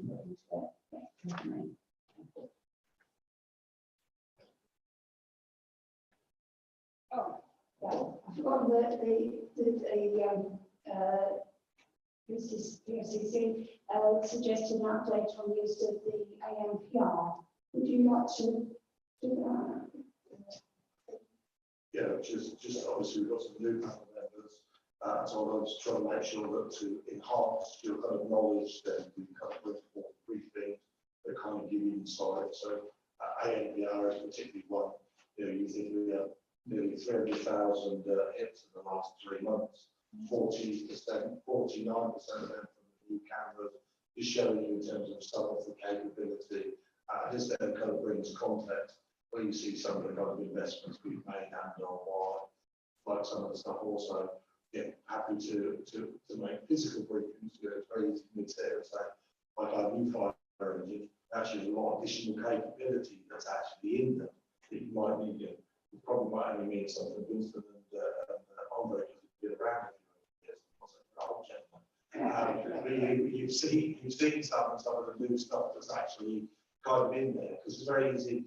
You actually see them driving down the runway or on the road. You might think it just looks like a nice big red thing, but actually there's a lot of additional kind of capability, a lot of additional comfort, the whole clean cab philosophy in terms of welfare and firefighters, particularly as we're dealing with contaminants and those sorts of stuff. In addition, as Darren said, of course, we equip them with whole new protection this year as well. Actually, not the last thing. So the two things that we had on here, so one was the AMPR, another one was the independent custody visitors. Obviously, I would have suggested that, but I didn't think that would be useful for you. So, for instance, AMPR just in terms of we made a significant investment in it, and actually, I think you'll actually be fascinated. And I think that why do I think this one's really important? If you kind of look at the policing landscape, you're also going to see something which I think you'll have an opinion on, is essentially you'll end up in a not too distant future with AMPR for people, at simplest terms, with some of the stuff in terms of facial recognition and some of the values. So actually, by having an understanding of AMPR, when I talk about some of those other things in the future, that will be kind of really useful. I think the custody visit is kind of really important. The reason I think that is a lot of people kind of go, oh, someone's arrested, they're mean, let's be horrible to them.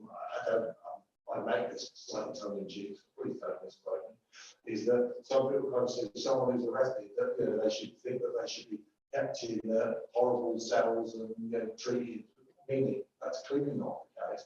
And actually, what do we do? And that the independent custody is a legal responsibility of mine to make sure that somebody and their welfare is taken together. Because yes, they might be perpetrators, but these situations are never clean. They might also be vulnerability that's pushing them to. So I think actually kind of an understanding of some of those is really. Obviously, there are other areas. I've just picked those two more suggestions. I think would kind of be really useful. So was that a visit? So we should probably start with the briefing first, because they're the only ones that are charged to run their presentation, aren't they? They're the ones that actually can turn up unannounced, empowered by me to just see exactly what the situation is at any time that they want. I went through their presentation, otherwise I should do it with this service. Do you think that needs to be a briefing outside the main presentations, or? No, all of these could be included part of your company. My recommendation to you is just to try and pick almost a small subject matter each time and try and have a half hour, 45 minutes, no more than that, on kind of subjects that kind of builds up in terms of knowledge. Otherwise, without doing it, it kind of ain't fair, is it? I see it with the full armory of knowing all the different capabilities we've got. And actually, I think will give you context to some of the decisions we've made and why. And actually, that better empowers you to be the critical friend that this channel is designed to be. Okay. Councillor Smith, thank you. Thank you, Chair. Just a couple of points. Something which we agreed and was brought to our attention was the investment in interceptors. Could you please give us an update, not obviously now, but the investment that was made in the interceptors? I think no, but here's what I'm offering. What would probably be better is for us to give you a comprehensive briefing on our actually our road strategy that takes into account road crime, road safety, and so on. Now, ironically, that one, because of its technicality, might be better as an off-site briefing that kind of be arranged. Some could do justice. You kind of want to see stuff, don't you? It's a bit like fire and things like that. Maybe we'll have some four.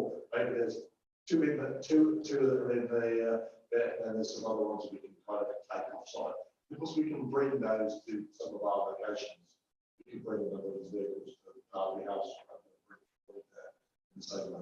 We can kind of tie that with one of the chiefs, one of the respective chiefs. I try and deliberately, if we can, either if you're coming offsite, we've got more of the day, then we try and put them together so you get a full flavour. Or actually, if you've got short ones, then you kind of do after day people on the phone. I'll leave that to you. I think the road safety aspect is, hugely important. And I know that you're very keen to, make sure that that is robust. So perhaps we could include that sort of around there and all the different ways that you're working, whether you're organising, bike safe or different things like that. I do think that's important. It's very easy to kind of lost when you've got to look at some of the kind of crimes. And actually, the absolute tragedies, but it's a single digit number of murders that we have every year. It's upwards of 50 people die on our roads. We've had a fatality as a consequence of a scooter. And someone with life-changing injuries. Some of these would help also to inform some of your other work that you're doing in terms of briefing. And actually, one of the greatest risks to all of us in this room is as a consequence of our kind of road safety. Actually, the forces at Woodhall actually laid out a load of, actually, I really am keen for them to. They've literally got officers where appropriate, bikes, cars, and showed you how many, and when you see kind of a field, broadly about 300 people who also seriously injured on our roads. And you kind of understand, I've got a number of projects on that we're working our way through, and particularly keen to work on something for, particularly in terms of young drivers. I don't just want to bring early intervention to some areas of crime. It needs to be an overriding strategy that sits on everything, make sure that we prevent it, and ultimately better training of the kids, and also some of you will know about things like car craft, ways for them to be better passengers in the cars. That affects road safety. All of those, anything we can do to bring down, particularly where we have such a road network, significant road network in our county. So I'd love to do road safety. That would probably benefit from a kind of offsite or a briefing day, that one. But I'm also happy to bring people, it's your time, it's your. That's very briefly. Now we've got a new Now we've actually got a new chief fire officer. Do you think they're in fact actually buying yourself that after he's been in post for 3-6 months, come back, give us a view of his experience of how he sees. Councillor Pritchard, that's already Councillor Gonzalez suggested that just now. Yeah, that is one of the things that we were thinking of is fire, an update, and a couple of other things in the rolling with us as well. So yeah, that's really that's so much. What are you talking about road safety and the issues, this specific behaviour on the road, with young people using these scooters?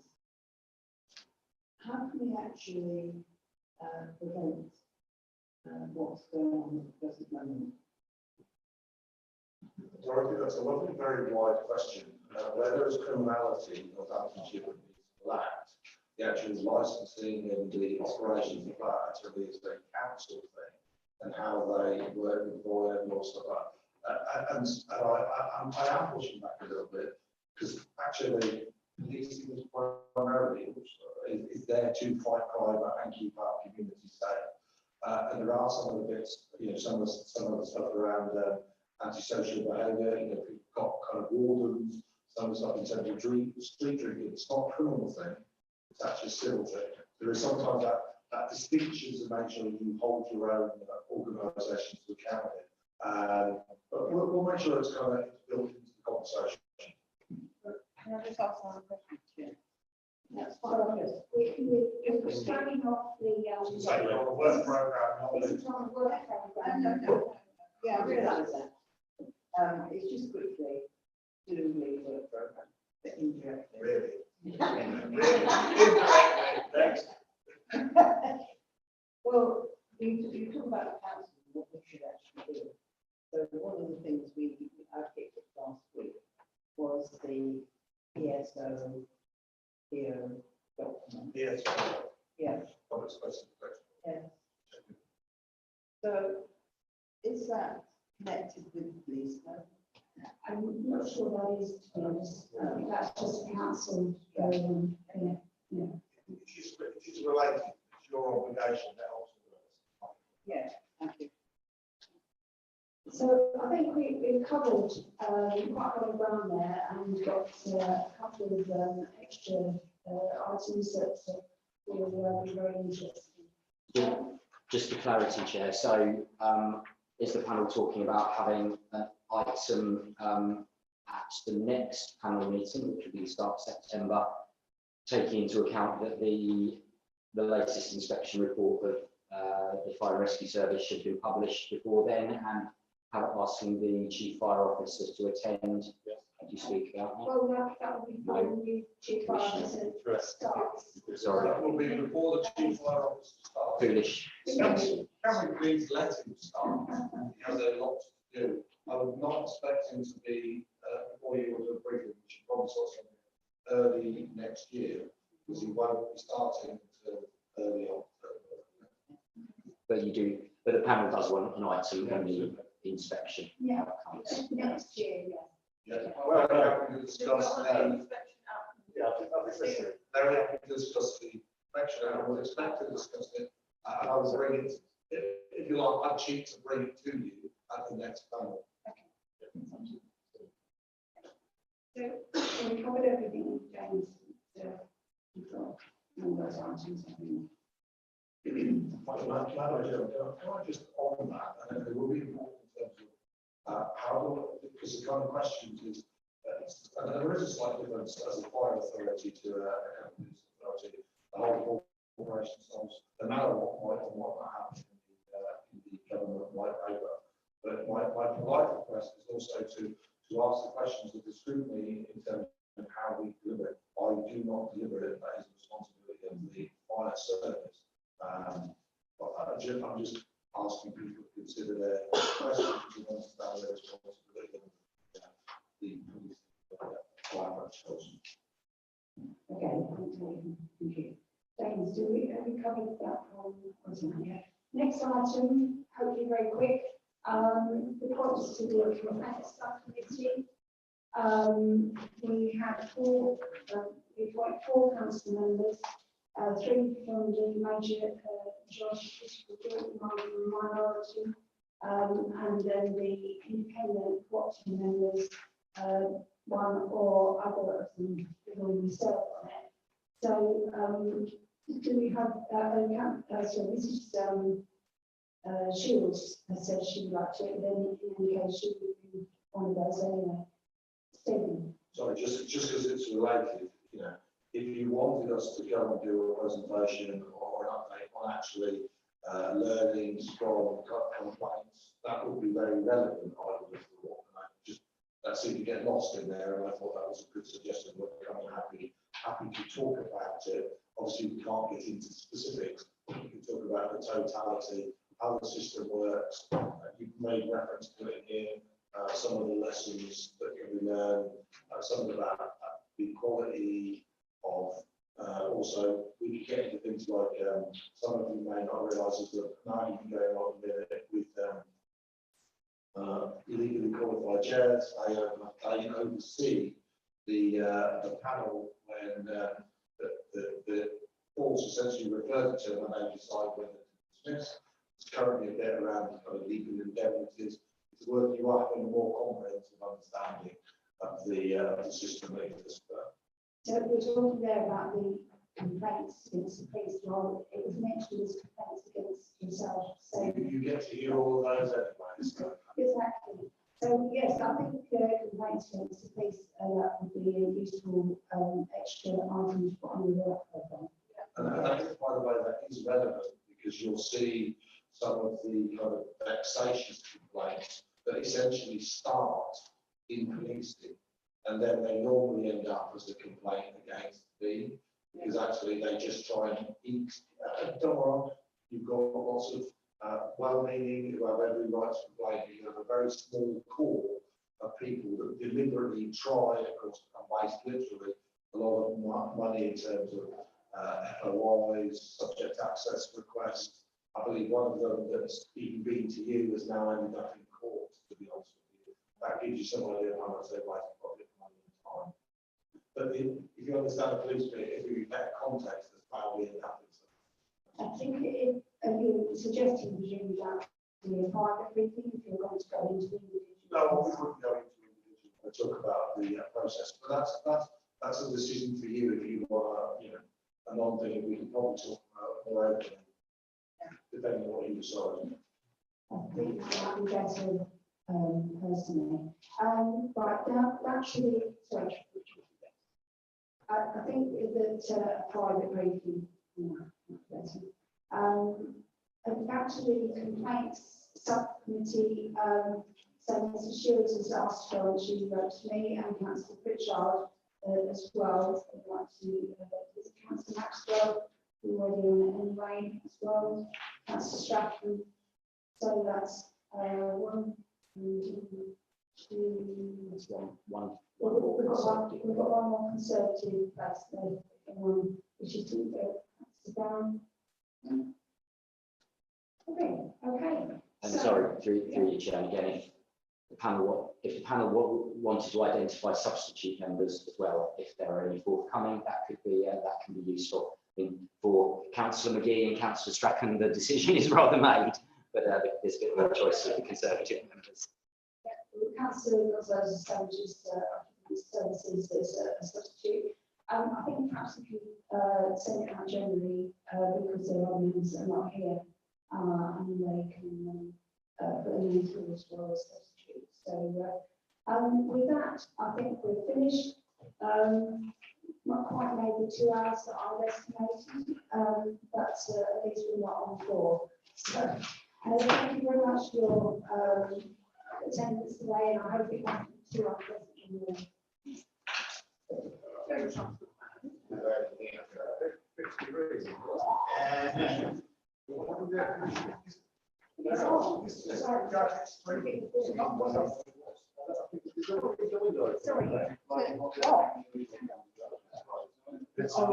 is now, yeah. Oh, yeah,